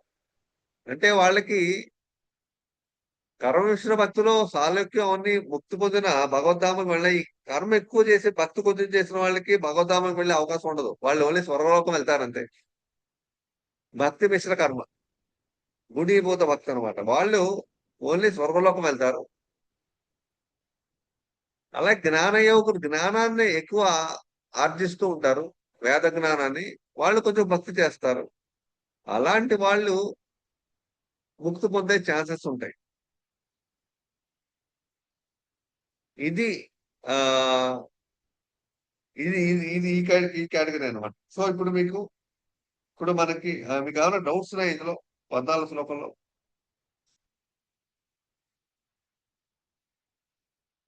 లేకపోతే ఇంతవరకు చెప్పొద్దు.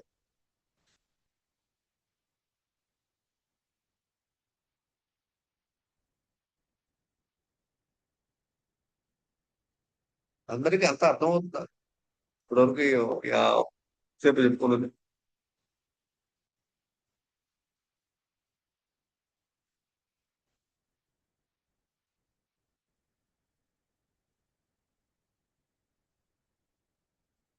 ఎవరైనా చెప్పగలిగితే ఇప్పటివరకు చెప్పుకుంది సమ్మరీగా ఎవరైనా చెప్పగలరు? ఒక 2 మినిట్స్, ఒక 5 మినిట్స్.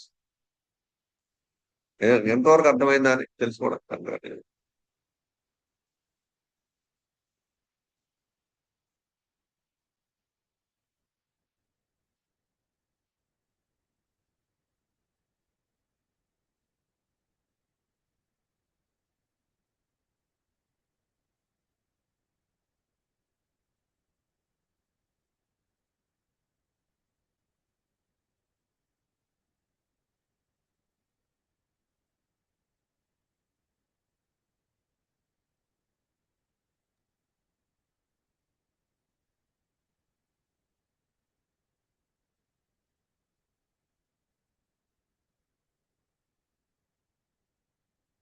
హరే కృష్ణ ప్రభుజీ.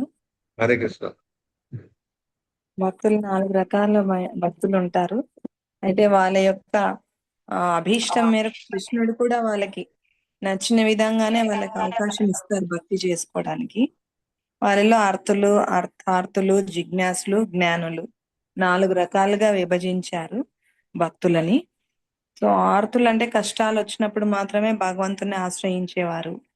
అర్థార్థులు అంటే ఈ భౌతికమైన సుఖాల కోసం భగవంతుణ్ణి ఆశ్రయించేవాళ్ళు.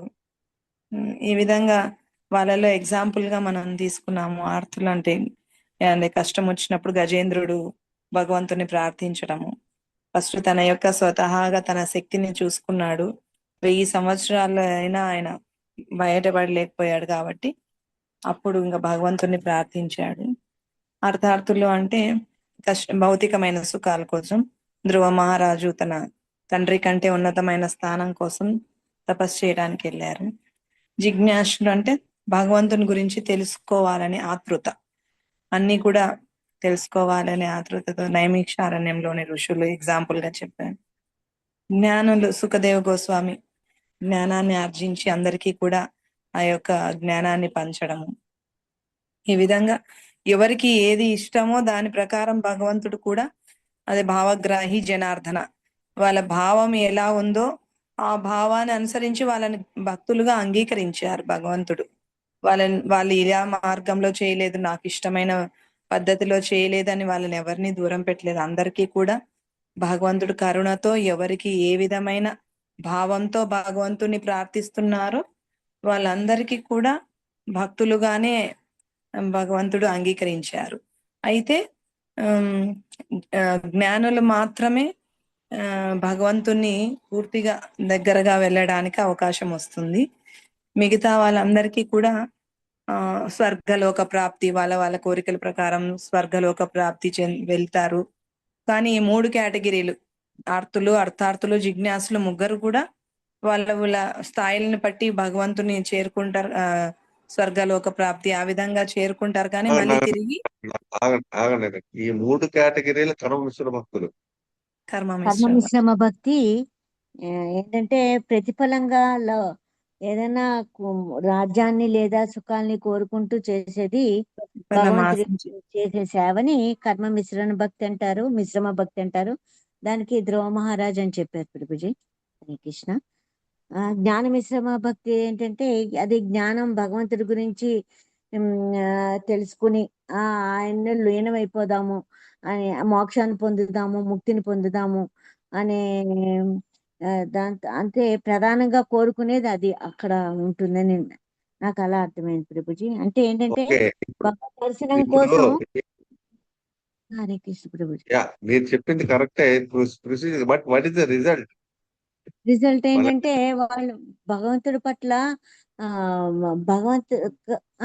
అదే ఇప్పుడు 3 రకాల ముక్తులు, 4 రకాల ముక్తులు ఉన్నాయి, 5 రకాల ముక్తులు ఉన్నాయి కదా ప్రభుజీ. సారూప్య, సామీప్య, శాస్త్రి, సాయుజ. ఈ ముక్తులన్నిట్లో వాళ్ళు సారూప్యం. ఇందులో ఇక్కడ ఏంటంటే వాళ్ళు భగవద్ దర్శనం కోసం వాళ్ళు సనత్ కుమార్ పొంద వాళ్ళు జ్ఞాన మిశ్రమ భక్తి చేశారు అని నాకు అలా అర్థమైంది ప్రభుజీ. వాళ్ళు జ్ఞాన మిశ్రమ భక్తి వాళ్ళది, సో అందువల్ల ఇప్పుడు వాళ్ళు సారూప్య ముక్తి పొందుతారు ప్రభుజీ. ఇప్పుడు భగవత్ ఈ కర్మ మిశ్ర భక్తి, ఆర్తులు, అర్ధాతులు, జిజ్ఞాసులు కర్మ మిశ్ర భక్తి సకామ భక్తులు కాబట్టి వాళ్ళకి భగవద్ధామానికి వెళ్ళే అవకాశం ఉంటుంది. స్వర్గలోకం ఆ, వెళ్ళక్కర్లా. ఉమ్, స్వర్గలోకం ఎవరు వెళ్తారంటే భక్తి మిశ్ర కర్మ, అంటే కర్మ బాగా చేస్తారు, అంటే వర్ణాశ్రమ విధానం పర్ఫెక్ట్ గానే 100% ఎక్కువ ఏదో చేస్తారు, బట్ భక్తి కొంచెం చేస్తారు. భక్తి కొంచెం చేయడం వల్ల వాళ్ళు చేసిన కర్మ యాక్టివిటీస్ కి మంచి ఫలితం ఏంటంటే స్వర్గలోకం వరకే, అంటే హెవెన్లీ ప్లానెట్స్, బ్రహ్మలోకం, స్వర్గలోకం వరకు వెళ్తారు. అంతేగా వాళ్ళు భగవద్ధామానికి వెళ్ళలేరు, ఎందుకంటే వాళ్ళ భక్తి తక్కువ, కర్మ విధానం ఎక్కువ. కర్మ మిశ్ర భక్తిలోని భక్తి బాగా ఎక్కువ, కర్మ కొంచెం ఉంది. ఉమ్, వాళ్ళు ఎప్పుడైనా ప్రాబ్లం వస్తేనే ప్రార్థిస్తారు, అంటే ప్రార్థించరు నా కష్టాలు తీర్చండి. ఆ, ఆర్తులు అంటే ఎవరు? ప్రాబ్లం వచ్చినప్పుడే, వాళ్ళు చేసుకోలేనప్పుడే, ఓకే. వాళ్ళకి ప్రాబ్లం తీరినప్పుడే ప్రార్థిస్తారు, నా కష్టాలు తీర్చండి. మాటి మాటి ప్రార్థిస్తూ కూర్చోరు. అలాగే అదే కర్మ మిశ్రమ భక్తి.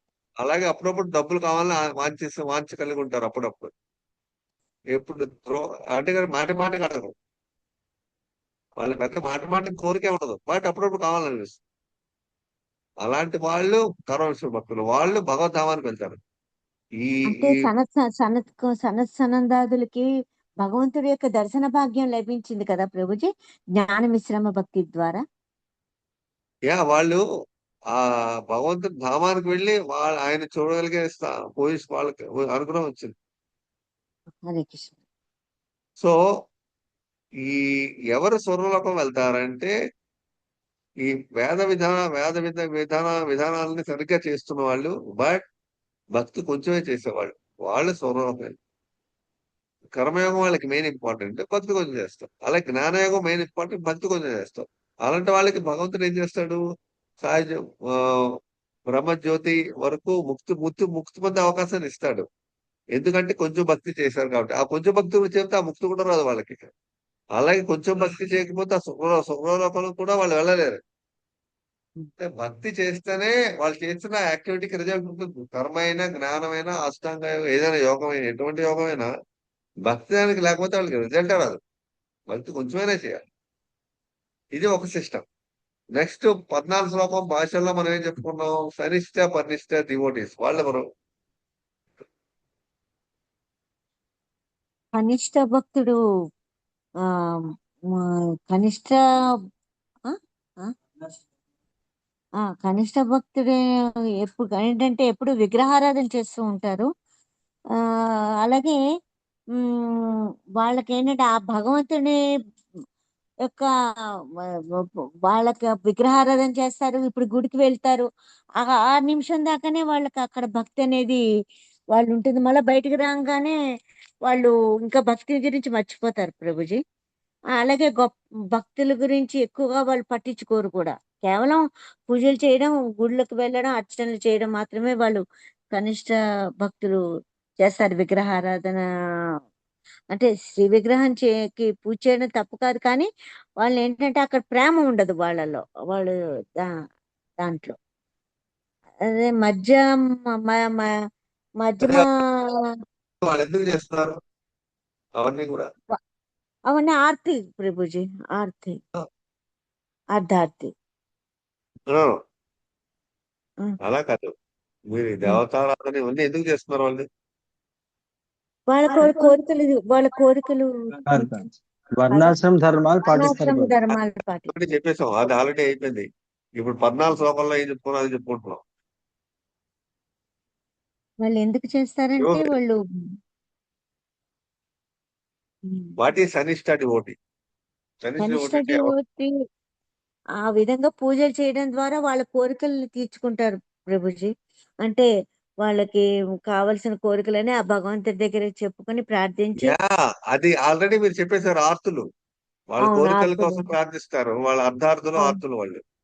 అది అవును ఓకే, అలాంటి చెప్పేశారు. ఉమ్, రకరకాల పూజ చేసి భక్తి ఎక్కువ చేసినా అవి చేస్తూ కూడా భగవంతుడి కోసం ఏదో వాళ్ళ కోరికలు తెచ్చుకోవాలనుకుంటారు. అది ఆర్తులు అర్థార్థులు. ఈ సనిష్ట డివోటి ఎవరు? ఇప్పుడు ప్రభు చెప్పబోతున్నారు. ఆగిపోయింది. అంటే భయంతో వర్ణాశ్రమ ధర్మాలు పాటిస్తారు. భయంతో మానేస్తే ఏమవుతుందో అనే దృష్టితోటి కనిష్ట భక్తులు ఏంటంటే వర్ణాశ్రమ ధర్మాలు పాటిస్తూ భక్తి కనిష్ట చేస్తారు. భక్తులు కాదు, సనిష్ట భక్తులు. సనిష్ట. తనిష్ట ఓకే ఓకే సా అంటే సద్గురు. సా ఓకే సనిష్ట. కనిష్ట భక్తులు అది నేను ఆ కనిష్ట భక్తులను కనిష్ట అనిపించదు కాదు, ప్రభు సనిష్ట అది వేరు. సనిష్ట. ఓకే దానికి ఆపోజిట్ గా పరినిష్ఠిత భక్తి అని చెప్పారు. పరినిష్ఠిత భక్త జనక మహారాజు. సనిష్ట భక్తులు ఈ వర్ణాశ్రమ విధానం ఫాలో అవ్వకపోతే తప్పు అని అనుకుంటారు, భయపడతారు అన్నమాట. అందుకు భయపడతారు. చేస్తారు. అదే పరినిష్ఠిత భక్తులు వర్ణాశ్రమ విధానం పాటించకపోయినా పాటించాలి. ఎందుకు పాటిస్తారు? వాళ్ళ కోసం పాటించరు. ఇతరులు ఎటువంటి పాటించకుండా ఏమి పాటించకుండా ఉంటుంది. వర్ణాశ్రమం పాటించరు, భక్తి మార్గంలో ఏమి చేయరు. అలాంటి వాళ్ళు చాలా డేంజరస్ పొజిషన్. అలాంటి వాళ్ళకి ఒక ఎగ్జాంపుల్ గా ఉండడానికి వీళ్ళు చేస్తారు అన్నమాట ఇవన్నీ. అది పరినిష్ఠిత భక్తి. సో ఈ 14 శ్లోకాలు చెప్పింది సనిష్ట పరినిష్ఠిత రెండూ కాదు.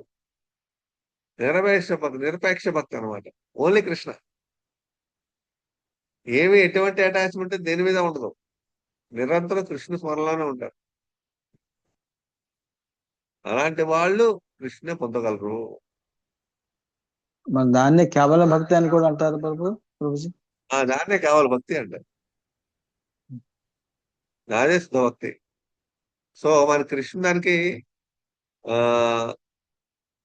అనన్యాశ్చింతయంతోమా మేజనా పరిపాలితే, ఎప్పుడు నన్ను స్మరిస్తూనే ఉంటారు వాళ్ళు. వాళ్ళకి ఇంకే చింతన వాళ్ళకి ఉండదు. యాక్చువల్ గా కృష్ణుని నిరంతరం స్మరించడం అంటే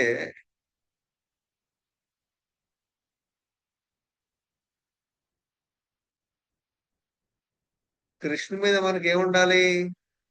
ఇప్పుడు ఫర్ ఎగ్జాంపుల్ నిరంతరం ఒకరిని స్మరించాలంటే మనకి ఏముండాలి? మనకి ఆ మనిషి మీద ఎఫెక్షన్, అఫెక్షన్ ఉండాలి. ఆ మనిషి మీద అట్రాక్షన్ ఉండాలి. ఇప్పుడు ఒక మనిషిని నిరంతరం స్మరించాలంటే ఆ మనిషి మీద ఎఫెక్షన్ లేకపోతే మనం స్మరించలేం. నిరంతరం ఎప్పుడు స్మరించడం కుదురుతుంది? ఆ మనిషి మీద మనకి ఎఫెక్ట్స్ ఉంటే కుదరదు, లేకపోతే బలవంతంగా చేయలేం కదా 24 గంటలు. సో అందువల్ల ఈ శుద్ధ భక్తులు నిరంతరం స్మరించడానికి కాను కృష్ణు మీద వాళ్ళకి ప్రేమతో అనుబంధం ఉంటుంది కాబట్టి స్మరించగలరు. అందుకే ప్రభుపాద భాషలో ఏం రాస్తున్నారు? వాళ్ళ శాంత ప్రేమ, దాస్య ప్రేమ, వాత్సల్య ప్రేమ, సఖ్య, మాధురి ఇలాంటి ఏదో ప్రేమ సంబంధంలో ఉంటారు కృష్ణుడు. అందువల్ల వాళ్ళు నిరంతరం స్మరించగలరు. కృష్ణు మీద వాళ్ళకి ఎఫెక్షన్ ఉంటుంది. ఎఫెక్షన్ వల్ల వాళ్ళు కృష్ణ స్మరిస్తూ ఉంటారు. లేకపోతే బలవంతంగా మనం ఏ పని ఎక్కువ కాలం చేయలేం. నేచురల్ గా చేయగలం. నేచురల్ గా ఎప్పుడు వస్తుంది? కృష్ణ మీద ప్రేమ మనం పెంచుకుంటే అప్పుడు కృష్ణ స్మరణ ఎక్కువ అవుతుంది. కృష్ణ స్మరణ కోసం మనం ఏం చేయాలి? మన కృష్ణ మీద మన యొక్క ప్రేమ భావాన్ని పెంచుకోవాలి.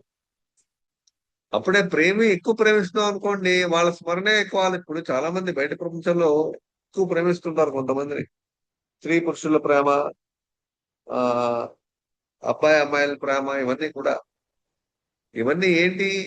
వాళ్ళ గురించి ఆలోచిస్తూ ఉంటారు నేచురల్ గా. ఆ ప్రేమ సంబంధం వాళ్ళే మనసులో ఇప్పుడు తిరుగుతూ ఉంటారు. ఎందుకంటే ప్రేమ వలన అలాగా తయారవుతుంది. ఆ విధంగా కృష్ణుని మీద తిరగాలి. బయట ఈ లోకంలో ఉన్న మనుషుల మీద కాకుండా కృష్ణుని మీద తిరగాలి మనసు ఎప్పుడూ కూడా.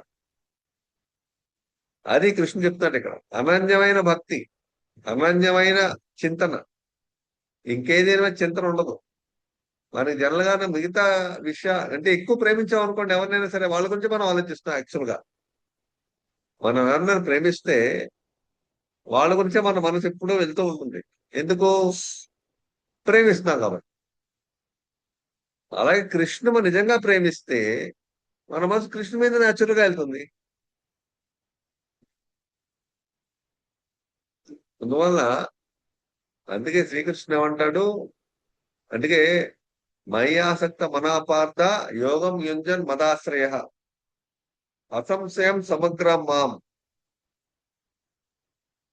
నా మీద నీ మనసు ఎప్పుడు కేంద్రీకరించుకో,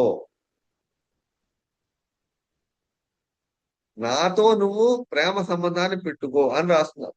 శ్రీకృష్ణుడు 7వ అధ్యాయంలో మొదటి శ్లోకంలో చెప్తాడు, నాతో నువ్వు ప్రేమ సంబంధాన్ని పెట్టుకో, ఎప్పుడు నా గురించి ఆ నా మీద ఎఫెక్షన్ పెంచుకో అని రాస్తున్నారు. సో ఆ విధంగా కృష్ణుడి మీద మనం ఎఫెక్షన్ పెంచుకోవాలని ట్రై చేయాలి.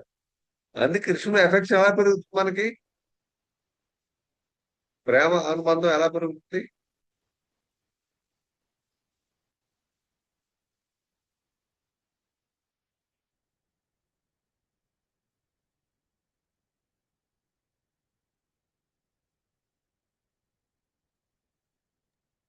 శుద్ధ భక్తుల సాంగత్యంలో కృష్ణ కథలు వింటాలి, కృష్ణుని నామం జపించాలి, కృష్ణ కథలు వింటూ ఉండాలి, ఆ లీలలు వినాలి. యా, కృష్ణుడి గురించి వినాలి. లీలల్ని వింటూ వింటూ ఉంటే, కృష్ణ లీలలో ఉన్న విషయాలని అర్థం చేసుకుంటూ ఉంటే మనకి కృష్ణుడి మీద ఆ ప్రేమ పెరుగుతుంది. అంటే భక్తుల ద్వారా కృష్ణుడి గురించి మనం తెలుసుకోవాలి. ఎక్కువ భక్తుల ద్వారా ఎక్కువ వినాలి. భక్తుల వల్లే మనం కృష్ణుడి గురించి ఎక్కువ తెలుసుకోగలం. కృష్ణు ద్వారా భక్తుల ద్వారా వినాలి, కృష్ణుడి గురించి బాగా అర్థం చేసుకోవాలి. ఆ విధంగా కృష్ణు మీద మనకి ప్రేమ పెరగాలి. పెరుగుతూ ఉంటే మనకి అది యాక్చువల్ గా న్యాచురల్ గా మన కృష్ణుడి గురించి 24 ఆలోచన మొదలు పెడతాం. అందులో డౌటే ఉండదు. ఆటోమేటిక్ కృష్ణుడు గుర్తొస్తాడు, కృష్ణుడి ప్రేమ పెరిగితే. సో ఈ విధంగా మనం 14వ శ్లోకం చదువుకున్నాం. 15వ శ్లోకం చెప్తాను. 49, 49, 26, 15వ శ్లోకం చెప్తున్నారు.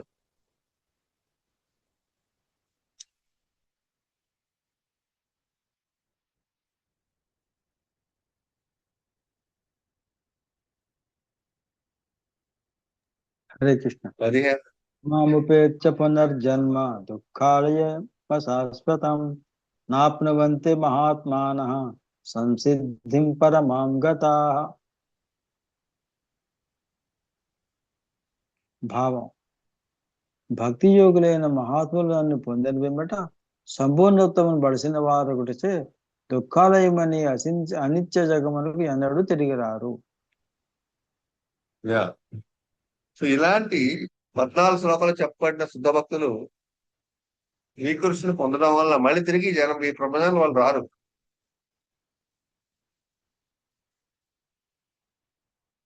వాళ్ళు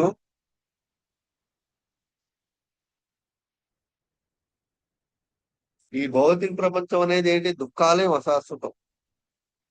ఎప్పుడు దుఃఖాలతో ఉన్నది, అశాశ్వతమైనది. ఈ భౌతిక జగత్తుకి తిరిగి వాళ్ళు రారు. సో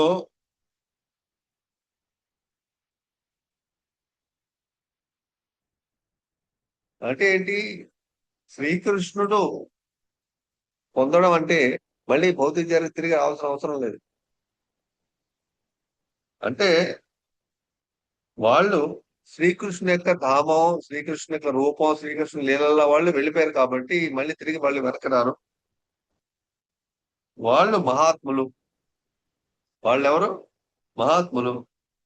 వాళ్ళ మనసు ఎప్పుడు కూడా శ్రీకృష్ణుని మీదే ధ్యాసలో ఉంటుంది. సో వాళ్ళు ఎప్పుడూ కూడా శ్రీకృష్ణుడి అనుగ్రహాన్ని పొందుతారు కాబట్టి వాళ్ళకి ఈ సాయుధ్య, సాలోక్య, సామీప్య, సాష్టి, ఇవన్నీ ముక్తులు పొందాలని వాళ్ళకి ఆశ ఉండదు. ఎందుకుండదు? ఎవరైతే నిజంగా శ్రీకృష్ణుడి యొక్క భావాన్ని ప్రేమని పొందుతారో వాళ్ళకి భగవద్ధామం వెళ్ళి భగవంతుడితో ముక్తి పొంది అక్కడ మనం నివసించాలని వాళ్ళ కోరిక ఉంటుంది. కోరిక ఎవరికి ఉంటుందంటే శ్రీకృష్ణుడి ప్రేమ పొందలేని వాళ్ళకి ఉంటుంది. ప్రేమ పొందిన వాళ్ళకి ముక్తి పొంది శ్రీకృష్ణుడు వైకుంఠలోకి వెళ్ళాలని కోరిక ఉంటుంది వాళ్ళకి. ఆ ప్రేమనే ఇంకా ఎక్కువ ఆస్వాదించాలని కోరుకుంటుంది. అలాంటి వాళ్ళకి ముక్తి పొందాలని కోరిక ఉండదు. అయినా సరే కృష్ణ వాళ్ళకి ముక్తి ఇస్తాడు, వాళ్ళని భగవద్ధామాన్ని తీసుకెళ్ళిపోతాడు. కానీ జనరల్ గా వాళ్ళకి మాత్రం ఆ కోరిక ఉండదు.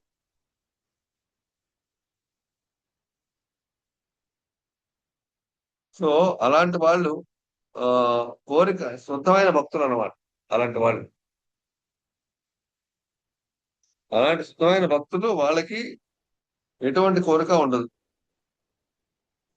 హరికృష్ణ భావస్థితి దాటేసిన భక్తులు అండి వీళ్ళందరూ కూడా. భావస్థితి దాటేసి ప్రామయుత సేవకి వెళ్ళే భక్తుల కింద లెక్కకు వస్తారా? అంటే గ్రాడ్యువల్ గా ఆ దశకి వెళ్తారు వాళ్ళు, గ్రాడ్యువల్ గా. క్రమక్రమంగా వెళ్తారు. కృష్ణు గురించి ఆలోచిస్తూ ఉండడం వల్ల కృష్ణు యొక్క ఆలోచిస్తూ క్రమక్రమంగా ఆ దశ పై దశకు వెళ్తారు.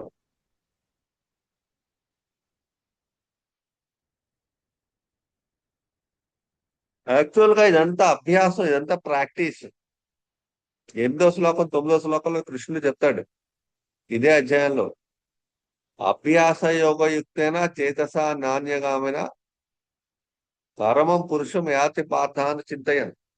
ఇదంతా అర్జున దీన్ని ప్రాక్టీస్ చేయాలి. ప్రాక్టీస్ చేయడం వల్లే నువ్వు కృష్ణు గుర్తుంచుకోగలవు. అంటే కృష్ణుని స్మరించుకుంటూ ఉండడం మనం మన జీవితంలో ప్రాక్టీస్ చేస్తూ ఉండాలి, ప్రతి క్షణం ప్రతిరోజు. అప్పుడు ఆటోమేటిక్ గా కృష్ణుడు మనకి ఈ శరీరాన్ని వదిలేసే టైంలో మనకి కృష్ణుడు గుర్తొస్తాడు. నేను ప్రాక్టీస్ అవుతుంది కాబట్టి మనం.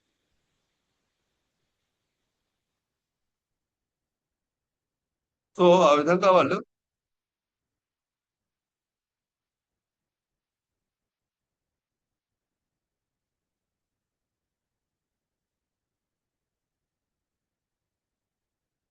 భగవద్ధామాన్ని చేరుతారు.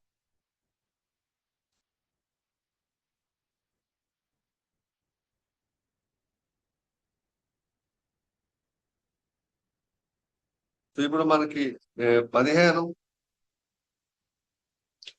రూపాయల పర్పట్ చదువుదాం.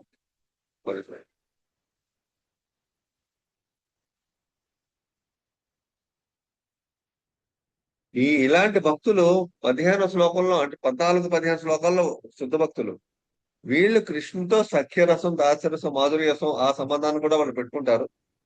ఇప్పుడు రూపాయల భాష్యం చదువుదాం.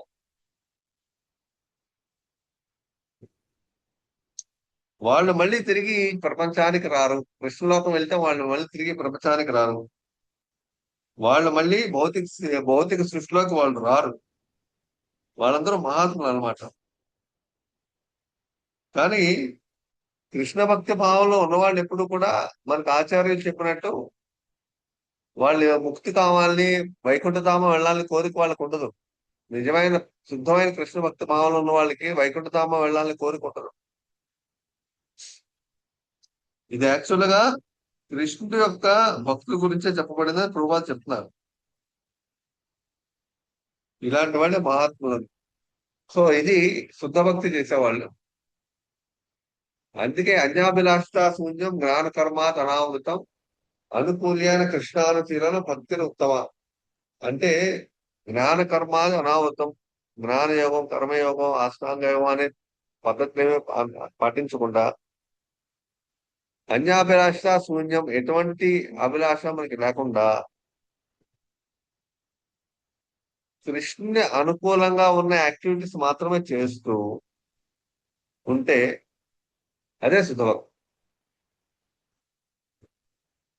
సో మనం ఇవన్నీ మనకి ఏం చేయాలంటే మనకి ఏం కావాలి? శుద్ధ భక్తులతో సాంగత్యం మనం పెట్టుకోవాలి. శుద్ధ భక్తులతో సాంగత్యం పెట్టుకుంటే ఏమవుతుంది? మీకు ఒక కథ ఉంది, మీకు ఐడియా ఉందో లేదు, మీరు వినే ఉంటారా? శుద్ధ భక్తుల సాంగత్యం ఉంటే నేను ఒక కథ ఉంది. అంబరీష మహారాజు ఎవరో బ్రదర్ ముచ్చుకుండ అని, అంబరీష్ మహారాజు బ్రదర్ ఆయన అంబరీష్ మహారాజ్ చాలా పెద్ద భక్తులు. సృష్టి అంతా అంబరీష్ మహారాజుని పొగుడుతారు, కొనియాడతారు. బట్ అదే అంబరీష్ మహారాజు వాళ్ళ బ్రదరు అన్ని పాప కార్యాలు చేస్తూ ఉంటాడు. అంబరీష్ మహారాజ్ చాలా సార్లు ఆ బ్రదర్ ని ఎప్పుడు కరెక్ట్ చేయడానికి ట్రై చేస్తూ ఉంటారు. చేయదని చెప్తుంటారు కానీ పట్టించుకోడు, వెంటో. అప్పుడు అంబరీష్ మహారాజ్ ప్రార్థిస్తారు. నారద మహాన్ ప్రార్థించి, నా చేత కాలేదు నా బ్రదర్ కి, నా తమ్ముడికి ఎటువంటి మంచి మాట చెప్పినా వినట్లేదు, మీరే వచ్చి ఆ పని చేయండి. నారద మహాన్ వచ్చి ఆ బ్రదర్ ని కలుస్తారు. ఆ బ్రదర్ పేరు ముచ్చుకుంట. కలిసి ముచ్చుకుంటతో అంటారు. ముచ్చుకుంటే చెప్పడానికి ట్రై చేస్తారు మంచి మాటలు, కానీ వెంటో. అన్ని పాపకర్మలు అన్ని రకాలు చేస్తూ ఉంటాడు. అప్పుడు నారాయణ మహాముని ఒక మాట అంటారా ఆ ముచ్చుకుంటతో, నువ్వు యమలోకానికి వెళ్తావు చనిపోయిన తర్వాత, అక్కడ యమరాజు నిన్ను క్వశ్చన్ అడుగుతాడు. ఏమడుగుతాడంటే, నువ్వు ఎప్పుడైనా నీ జీవితంలో శుద్ధ భక్తుల సాంగత్యం కొంచెం కాలమే నీకు ఉందా అని అడుగుతాడు. అప్పుడు నువ్వు నాకుంది, నారద మహాముని యొక్క సాంగత్యం నాకు దొరికింది నా జీవితంలో కొన్ని క్షణాలు, కొన్ని నిమిషాల పాటు అని చెప్పు సమాధానం యమరాజుతో అని నారద మహాముని చెప్పి చెప్తారు. అప్పుడు కొన్నాళ్ళ తర్వాత చనిపోయిన తర్వాత నీ విషయం జ్ఞాపకం ఉంచుకుంటాడు. యమధర్మరాజు అడుగుతాడు అనమాట. ఆయన అడుగుతారు, నీ జీవితంలో ఎన్ని పాపాలు చేసావు నువ్వు, నీకు ఎలాగో నరక ప్రాప్తి ఉంది, కానీ సాంగత్యం నీకు ఎప్పుడైనా నీ జీవితంలో నీకు దొరికిందా అని అడుగుతారు. అప్పుడు ఈయనకి ఆ విషయం గుర్తు రాగానే, అవును నారద మహాముని నాకు ఆల్రెడీ చెప్పి పంపించారు కదా, అవును నాకు నారద మహాముని సాంగత్యం నాకు ఉంది కొన్ని నిమిషాల పాటు నా జీవితంలో. అయితే అప్పుడు యమధర్మరాజు వెంటనే ఆయనకి డౌట్ వస్తుంది. భక్తుల సాంగత్యం ఉందా అంటే ఉందని చెప్పారు, నారద మహాముని సాంగత్యం ఉందంటే ఏం చేయాలో అర్థం అవ్వలే. ఓ పక్కన పెద్ద లిస్ట్ ఆఫ్ సిన్ఫుల్ యాక్టివిటీస్, పాపకర్మలు చేసిన పెద్ద లిస్ట్ ఉంది. ఇంకో పక్క నారద మహాముని కొన్ని నిమిషాల పాటు సాంగత్యం ఉంది. ఇప్పుడు ఈ మనిషిని ఎటువంటి తీర్పు ఇవ్వాలో ఆలోచిస్తారు యమధర్మరాజు. అప్పుడు యమధర్మరాజు నేరుగా తీసుకెళ్లి దేవుడి దగ్గర తీసుకెళ్తారు. బ్రహ్మదేవుడి దగ్గర ఈ యొక్క మనిషిని నేనేం చేయాలి అని. అప్పుడు బ్రహ్మ కూడా ఆలోచించి ఏం చేయాలో అర్థం అవ్వక శివుడి దగ్గరికి తీసుకెళ్తారు. శివుడు కూడా ఏం చేయాలో అర్థం అవ్వక, మనం ఏం చేస్తాం, ఇంకేం లేదు, మనందరం కలిపి ఆ విష్ణు దగ్గరికి వెళ్తాం, ఆయన సమాధానం చెప్తాను, ఆయన దగ్గరికి వెళ్తాం. ఆయన దగ్గరికి వెళ్ళి ఇవి చెప్తారు, ఇలాగా ఒక శుద్ధ భక్తుల సాంగత్యం జీవితంలో కొంచెం నిమిషాల పాటు దొరికితే ఆ యొక్క జన్మ ఇప్పుడు అలాంటి వాళ్ళకి వచ్చే ఫలితం ఉంటే మాకు తెలియక మేము మీకు వచ్చా, మాకు సమాధానం చెప్పండి. అప్పుడు ఏమంటే విష్ణువు నవ్వుతో, అలాంటి శుద్ధ భక్తుల సాంగత్యం కొన్ని క్షణాలైనా వస్తే, నిమిషాలైనా వస్తే, ఇదిగో ఈ విధంగా నా దగ్గరకు వస్తాడు ఆ భక్తుడు, ఆ మనిషి అని చెప్పి ఆ ఎమ్ముచ్చుకుంటుందని ఆలయంలో చేసుకుంటారు మహావిష్ణు. సో శుద్ధ భక్తులు ఎందుకంటే మనకి మన జీవితంలో ఎందుకు ఈ స్టోరీ మనం చెప్పుకుంటున్నాం అంటే, శుద్ధ భక్తుల సాంగత్యం వల్లే మనం శుద్ధ భక్త మార్గాలు వెళ్ళగలం. అనుగ్రహం మనకు ఉంటుంది. ఇందాక మనం చూసాం కదా, సకామ భక్తులు శుద్ధ భక్తుల సాంగత్యం ఈ జన్మలో కానీ ముందు జన్మల్లో కానీ ఉంటే, వాళ్ళ ప్రభావం వల్ల వాళ్ళు శాంత ప్రేమ, దాస ప్రేమ, మాధుర్య, సఖ్యవాసలు ఎన్నో దానిలో వెళ్ళడానికి వాళ్ళకి అవకాశం ఉంటుంది. ఆ శుద్ధ భక్తుల అసోసియేషన్ కొంచెం దొరికితే చాలు, మొత్తం ఇవన్నీ పోతాయి. ఇంకే స్వర్గలోకం, ఈ సాలోక్య, సామీప్య, ముక్తి ఇవే ఉండవు. డైరెక్ట్ కృష్ణుడు యొక్క ప్రేమ సంబంధం, ఆ శుద్ధ భక్తుల అనుగ్రహం వల్ల కృష్ణ ప్రేమ సంబంధం కూడా మనకు పొందే అవకాశం ఉంది. సో భక్తుల సాంగత్యం చాలా ఇంపార్టెంట్. ఈ స్టోరీ మనం ఎందుకు చెప్పుకున్నామంటే, అలాంటి శుద్ధ భక్తుల సాంగత్యంలో మనం అనన్య భక్తి చేయగలం, లేకపోతే అనన్య భక్తి మనం చేయలేం. మనకి శుద్ధ భక్తుల అనుగ్రహం, వాళ్ళ యొక్క కరుణ ఉండాలి. అలాంటి వాళ్ళు మనకి ఎక్కడ దొరుకుతారో అలాంటి వాళ్ళ దగ్గర నుంచి మనం అనుగ్రహాన్ని పొందాలి. సో అందువలన కృష్ణుని ప్రేమని పొందాలంటే సిద్ధభక్తి మాత్రమే సాధ్యం. అందుకే శ్రీకృష్ణ ఉన్నాడు, నా ధామానికి తిరిగి వచ్చిన వాళ్ళు మళ్ళీ తిరిగి ఎక్కడికి రారు, మళ్ళీ కింద పడాల్సిన అవసరం లేదు, హ్యాపీగా నా దగ్గర ఉంటారు వాళ్ళు. సో అందువల్ల భగవద్ ధామానికి శుద్ధ భక్తి మార్గంలో మనం వెళ్ళాలని, మనం చేయాలని మనం కోరుకోవాలి. ఆ విధంగా మనం మన జన్మలో మన ప్యూర్ డివోషనల్ సర్వీస్ ఎప్పుడు ఎటువంటి కర్మ, ఎటువంటి మిగతా ఎటువంటి పద్ధతిలో పాటించకుండా, విధానాలు పాటించకుండా ఓన్లీ శుద్ధ భక్తి మాత్రమే చేయడానికి మనం ప్రయత్నించాం. సో 9:40 అయింది. సో ఇప్పుడు మనం క్లోజ్ చేద్దాం. ఇవాళ ఆ విషయం డిస్కస్ చేస్తున్నాను. ఎవరికైనా సందేహాలు ఉంటే, ఏమైనా డౌట్స్ ఉన్నా, లేకపోతే ఏమైనా విషయం చెప్పదలుచుకున్నా చెప్పొచ్చు. హరే కృష్ణ.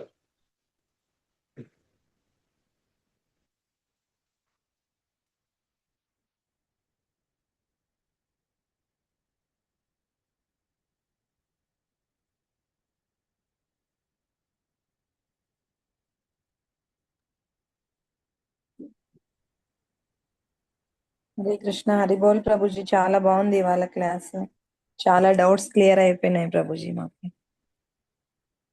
కర్మ మిశ్రమ భక్తి చేస్తే ఏమవుతుంది, నిజమైన భక్తి చేస్తే ఏమవుతుంది, డిఫరెన్స్ బాగా చెప్పారు ప్రభుజీ.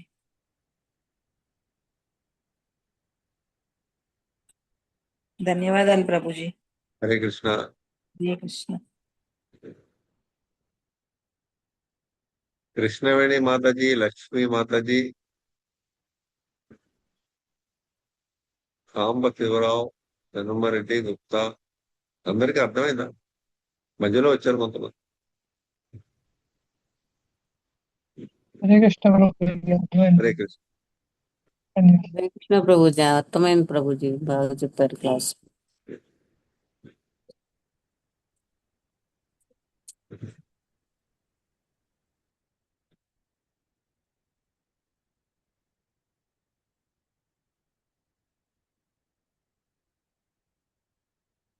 పదహార శ్లోకం కూడా జస్ట్ నేను 2 minutes లో కంప్లీట్ అయింది. అది పెద్దగా ఆ బ్రహ్మ భువనాల్లోగా పునరావృతులు అర్జున నా మామ ప్రయత్నిత కౌంతే పునర్జన్మ నమిచ్చతి. ఈవెన్ ఆ బ్రహ్మ భువనాల్లోక ఈ బ్రహ్మలోకం వరకు కూడా మొత్తం అంతా కూడా తిరిగి మళ్ళీ పుట్టవలసిందే, మరణించవలసిందే. బ్రహ్మలోకం వెళ్ళినా సరే అక్కడ గ్యారంటీ లేదు మనం ఉండగలం, పర్మనెంట్ గా ఉంటామని. అక్కడ కూడా దుఃఖం, అంటే అక్కడ కూడా మరణం ఉంటుంది. సో మా ఎందువల్లంటే ఎవరైనా కర్మ సంపాదించి పైలోకం బ్రహ్మలోకం వెళ్ళినా మళ్ళీ తిరిగి కర్మ అయిపోతే వాడు తిరిగి కింద లోకం రావాలి. అది శ్రీకృష్ణుడు చెప్తున్నాడు. కానీ మాము పేత్తు కౌంతే ఆ పునర్జన్మ నామిజతే. నెక్స్ట్ లైన్ ఏం చెప్తున్నాడు? నెక్స్ట్ 2 లైన్లు మాము పేత్, కానీ ఎవరైతే నన్ను పొందుతారో పునర్జన్మ నా విద్యతే, వాళ్ళకి పునర్జన్మ ఉండదు. సో అందువల్ల కొంతమంది మంచి పాయింట్స్ రాశారు ఇక్కడ ఆచార్యస్.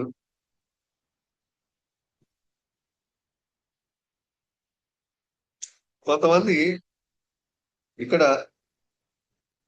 ఆ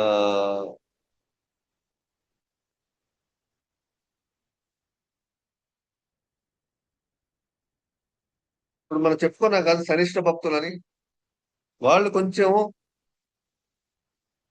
స్వర్గలోకంలో వెళ్ళి స్వర్గలోకంలో కొంచెం చూడాలి, భక్తి మార్గంలో వాళ్ళు బాగా చేస్తారు భక్తి, స్వర్గలోకం చూడాలి అని కోరుకుంటుంది.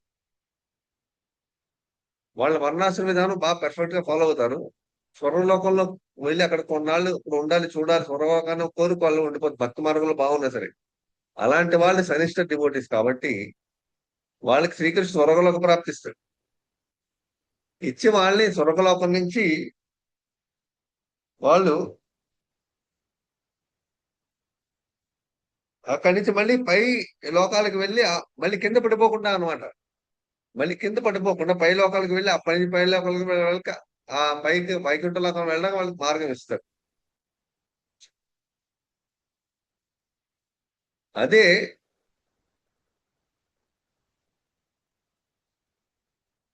ఈ పరినిష్ఠిత భక్తి సెకండ్ కేటగిరీ వాళ్ళు కూడా స్వర్లోకం వెళ్ళినా సరే వాళ్ళకి దాని మీద అటాచ్మెంట్ ఉండదు.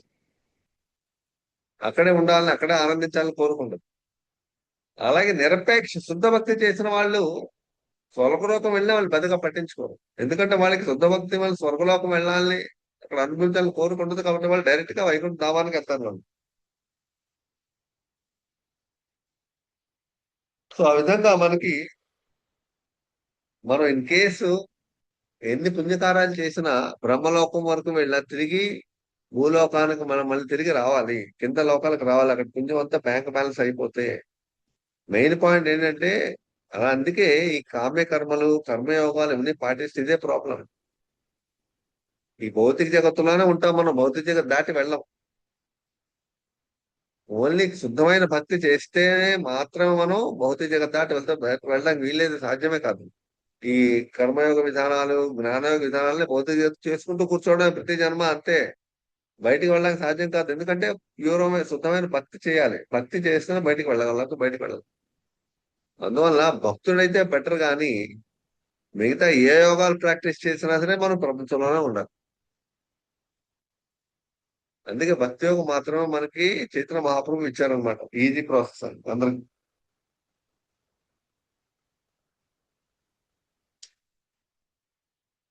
సో ఈ సనిష్ట భక్తులు అలా ఒక్కొక్క లోకానికి దాటి వెళ్ళి వైకుంఠలోకి వెళ్తారు. ఈవెన్ బ్రహ్మలోకం వరకు వెళ్ళి ఇన్ కేసు బ్రహ్మ లోకంలో వాళ్ళు నిరంతరం ఉంటారు.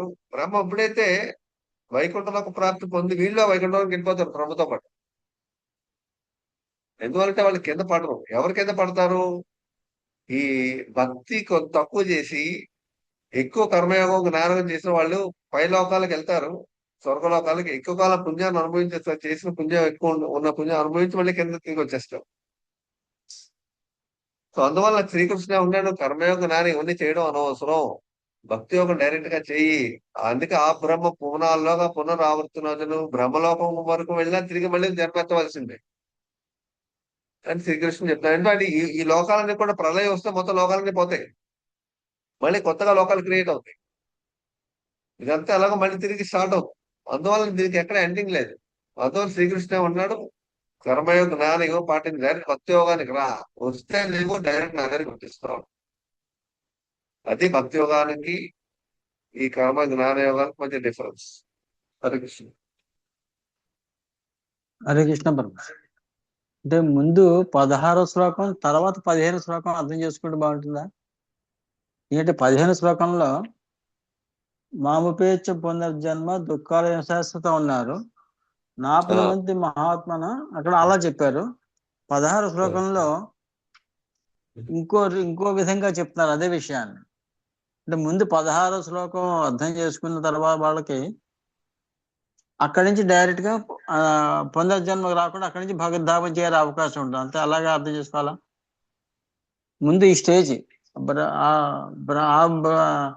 బ్రహ్మలోకం వరకు వెళ్ళాం, తర్వాత మళ్ళీ అక్కడి నుంచి డైరెక్ట్ గా కృష్ణలోకానికి వెళ్తా. అంటే శ్రీకృష్ణుడు డిఫరెన్సెస్ ఎలాగా? శ్రీకృష్ణుడు శుద్ధ భక్తి చేస్తే నువ్వు నన్ను నిజంగా పొందుతావు, అది 14 శ్లోకంలో చెప్పాడు. అవును. 15 శ్లోకంలో వచ్చేసరికి ఏం చెప్పాడు? ఇది దుఃఖాలే అశాశ్వతం, నువ్వు నన్ను పొందితే మళ్ళీ తిరిగి ఇక్కడికి రావక్కర్లేదు అని చెప్పాడు. 16 శ్లోకంలో ఏం చెప్పాడు?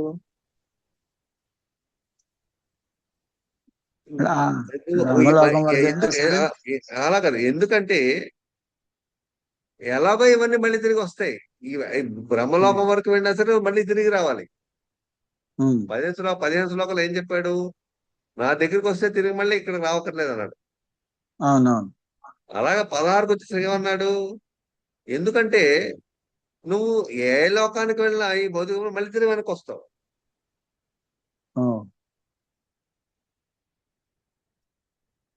అందుకే నా దగ్గరికి వచ్చిన వాళ్ళు మళ్ళీ తిరిగి వెనక్కి రారు. 15 శ్లోకాలు ఏం చెప్పాడు? ఆ నా దగ్గరికి వచ్చిన వాళ్ళు మహాత్ములు పునర్జన్మ లేదంట, తిరిగి రావక్కర్లేదంట. పునర్జన్మ లేదు అన్నాడు, వాళ్ళు తిరిగి రారు అన్నాడు. పదానికి వచ్చేసరికి ఎందుకంటే why I said like this because అలాగే, ఓకే. ఈ లోకాలన్నీ తిరిగి మళ్ళీ పుడతాయి, దీంట్లో ఉన్న వాళ్ళు మళ్ళీ పుడతారు,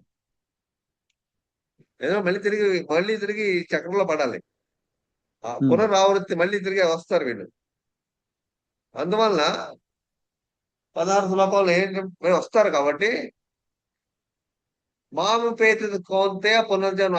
అందువల్ల నన్ను 15 శ్లోకాలు నువ్వు నా దగ్గరికి వచ్చిన వాళ్ళు తిరిగి వెనక రాని, అందువల్ల 16 శ్లోకం వచ్చేసరికి నన్ను పొందిన వాళ్ళు తిరిగి రావక్కర్లేదు అంటే రెండోసారి స్ట్రెస్ చేశాడు దాన్ని. ఓకే, అర్థం. 15వ శ్లోకంలో చెప్పిన విషయాన్ని రెండోసారి మళ్ళీ గంటాపదంగా గట్టిగా స్ట్రెస్ చేసి నా దగ్గరికి వచ్చినా మళ్ళీ తిరిగి వెనక రాదు, ఓకే. స్ట్రెస్ చేశాడు అన్నమాట కృష్ణుడు. సో అందువల్ల మనుషులు ఈ లోకానికి ఆలోచన తిరగడం అనేది ఆపేయమంటున్నాడు డైరెక్ట్ గా. రకరకాల యజ్ఞాలు, యాగాలు, వేద పట్టణాలు ఇవన్నీ స్వర్గలోక ప్రాప్తి, బ్రహ్మలోక ప్రాప్తి, సిద్ధంలో మహర్లోక, జనంలోక, తపోలోకి ఇవన్నీ పొందడానికి ఇవన్నీ మార్గాలు, ఇవన్నీ వదిలేమంటున్నాడు డైరెక్ట్ గా. నా దగ్గరికి మాత్రం రాను, మళ్ళీ తిరిగి అక్కడ రావంటున్నాడు. అంటే డైరెక్ట్ గా ఏం చెప్తున్నాడు? భక్తి మార్గాన్ని పాటించడం, ఇంకేం పాటించమంటాడు. అది 14 శ్లోకాలు చెప్పేశాడు ఆల్రెడీ. ఓకే.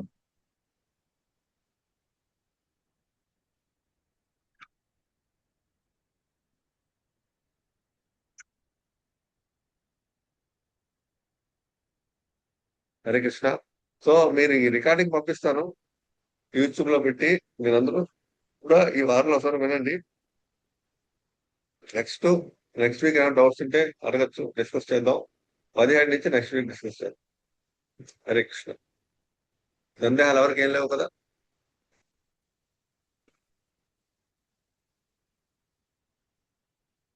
జయ కృష్ణ ప్రభుజీ. హరే కృష్ణ. ప్రభుజీ ఇప్పుడు ఈ జపం ఒక్కటే చేయాలంటారా? ఏమన్నారు? జపం ఒక్కటే చేస్తే సరిపోతుంది అంటున్నారా? అందుకు వచ్చినాయి సార్. జపం మనం చేస్తాం, యాక్చువల్గా హరినామం ఒకటే చాలు, ఏమి చేయక్కర్లేదు. కానీ మనం చేసిన జపంలో 3 దశలు ఉన్నాయి. మనం చేస్తున్న జపం రోజు నామాపరాధ దశ, నామాపాస దశ, శుద్ధ నామ దశ. ఈ 3 దశల గురించి మనకి జ్ఞానం కావాలి. ఈ 3 దశల జ్ఞానాన్ని మనం నేర్చుకుంటే అప్పుడు మనం జపం ఎలా చేయాలి, ఏ విధంగా చేస్తే మనం భగవంతుడిని పొందగలం అనేది మనకు తెలుస్తుంది.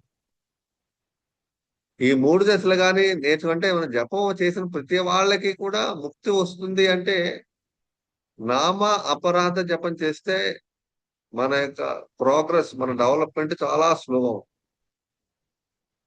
హరినామం చెప్తున్నాం, హరికృష్ణ మహామంత్రం చెప్తున్నాం, మనం నామాపరాధ దశలో జపం చేస్తున్నావా, నామమాస దశలో జపం చేస్తున్నావా అనేది మనకు తెలియదు. ఆ విషయం మాత్రం మనం తెలుసుకోలేకపోతే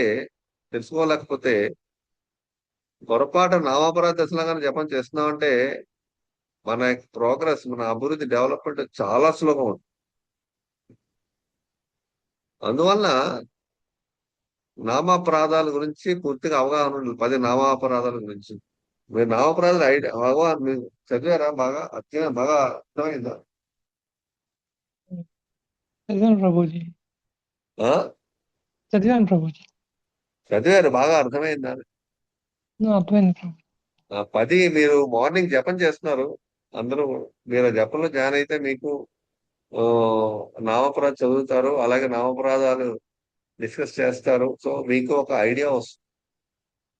మనందరికీ కూడా మనం నామపరాధ దశలో జపం చేస్తున్నాం, నామభాషలో జపం చేస్తున్నాం, శుద్ధనామ తెలియాలి. మనం తెలియకపోతే చాలా ప్రాబ్లం.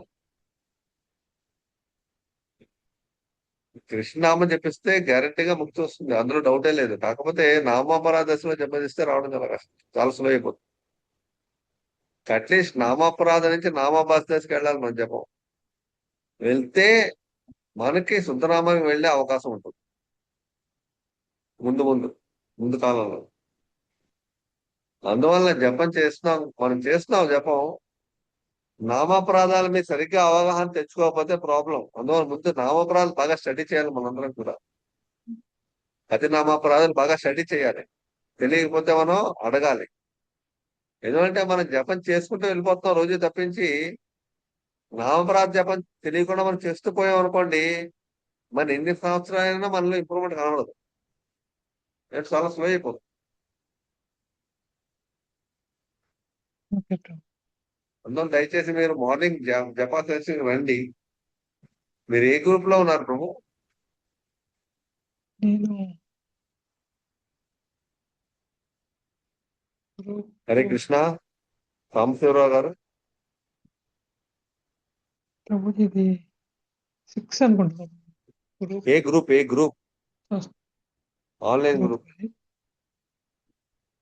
గ్రూపులు చాలా ఉన్నాయి ప్రభు ఇందులో. మీరు ఏ గ్రూప్ లో Prabhuji, link join sir. Programme లో జాయిన్ అయ్యారు? ఏ గ్రూప్ లో S6 గ్రూప్ లో ఉన్నారు ప్రభు. S6 లో ఉన్నారా? ఓకే. S6 లో రోజు మార్నింగ్ జపా సెషన్ లింక్ పెడతారు 5 గంటల ముందు. ఓకే. ఆ జపా సెషన్ జాయిన్ అవ్వండి రోజు కూడా. ఓకే. 7 వరకు జపం చేస్తారు అందరూ వచ్చి. 7 లోపల మీరు 5, 5:30, 6, 6:30 ఏదో టైంలో జాయిన్ అయ్యి కొన్ని రౌండ్లు చేయొచ్చు. అంటే ఆ మార్నింగ్ కూడా కొన్ని పాయింట్లు డిస్కస్ చేస్తాం ఒక రోజును. మనకి నామభాషలు తెలుస్తాయి.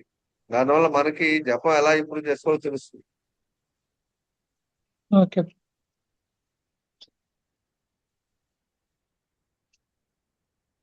హరే కృష్ణ. ధన్యవాదాలు అందరికీ. హరే కృష్ణ. ధన్యవాదాలు ప్రభుజీ. హరే కృష్ణ. ధన్యవాదాలు ప్రభుజీ. హరే కృష్ణ. పాంచాకల్పతరుభ్యశ్చ కృపాసింధుభ్యైవ చ పతితానాం పావనేభ్యో వైష్ణవేభ్యో నమో నమః. అనంతకోటి వైష్ణవ భక్తికి జై. శ్రీల కృపాకి. హరే కృష్ణ. జై. జై. హరే హరే కృష్ణ. ధన్యవాదాలు ప్రభుజీ. హరే హరే కృష్ణ. కృష్ణ. ప్రణవాలు. ధన్యవాదాలు ప్రభుజీ. హరే ధన్యవాదాలు కృష్ణ. ప్రభుజీ. హరే ధన్యవాదాలు హరే ప్రభు. హరే కృష్ణ.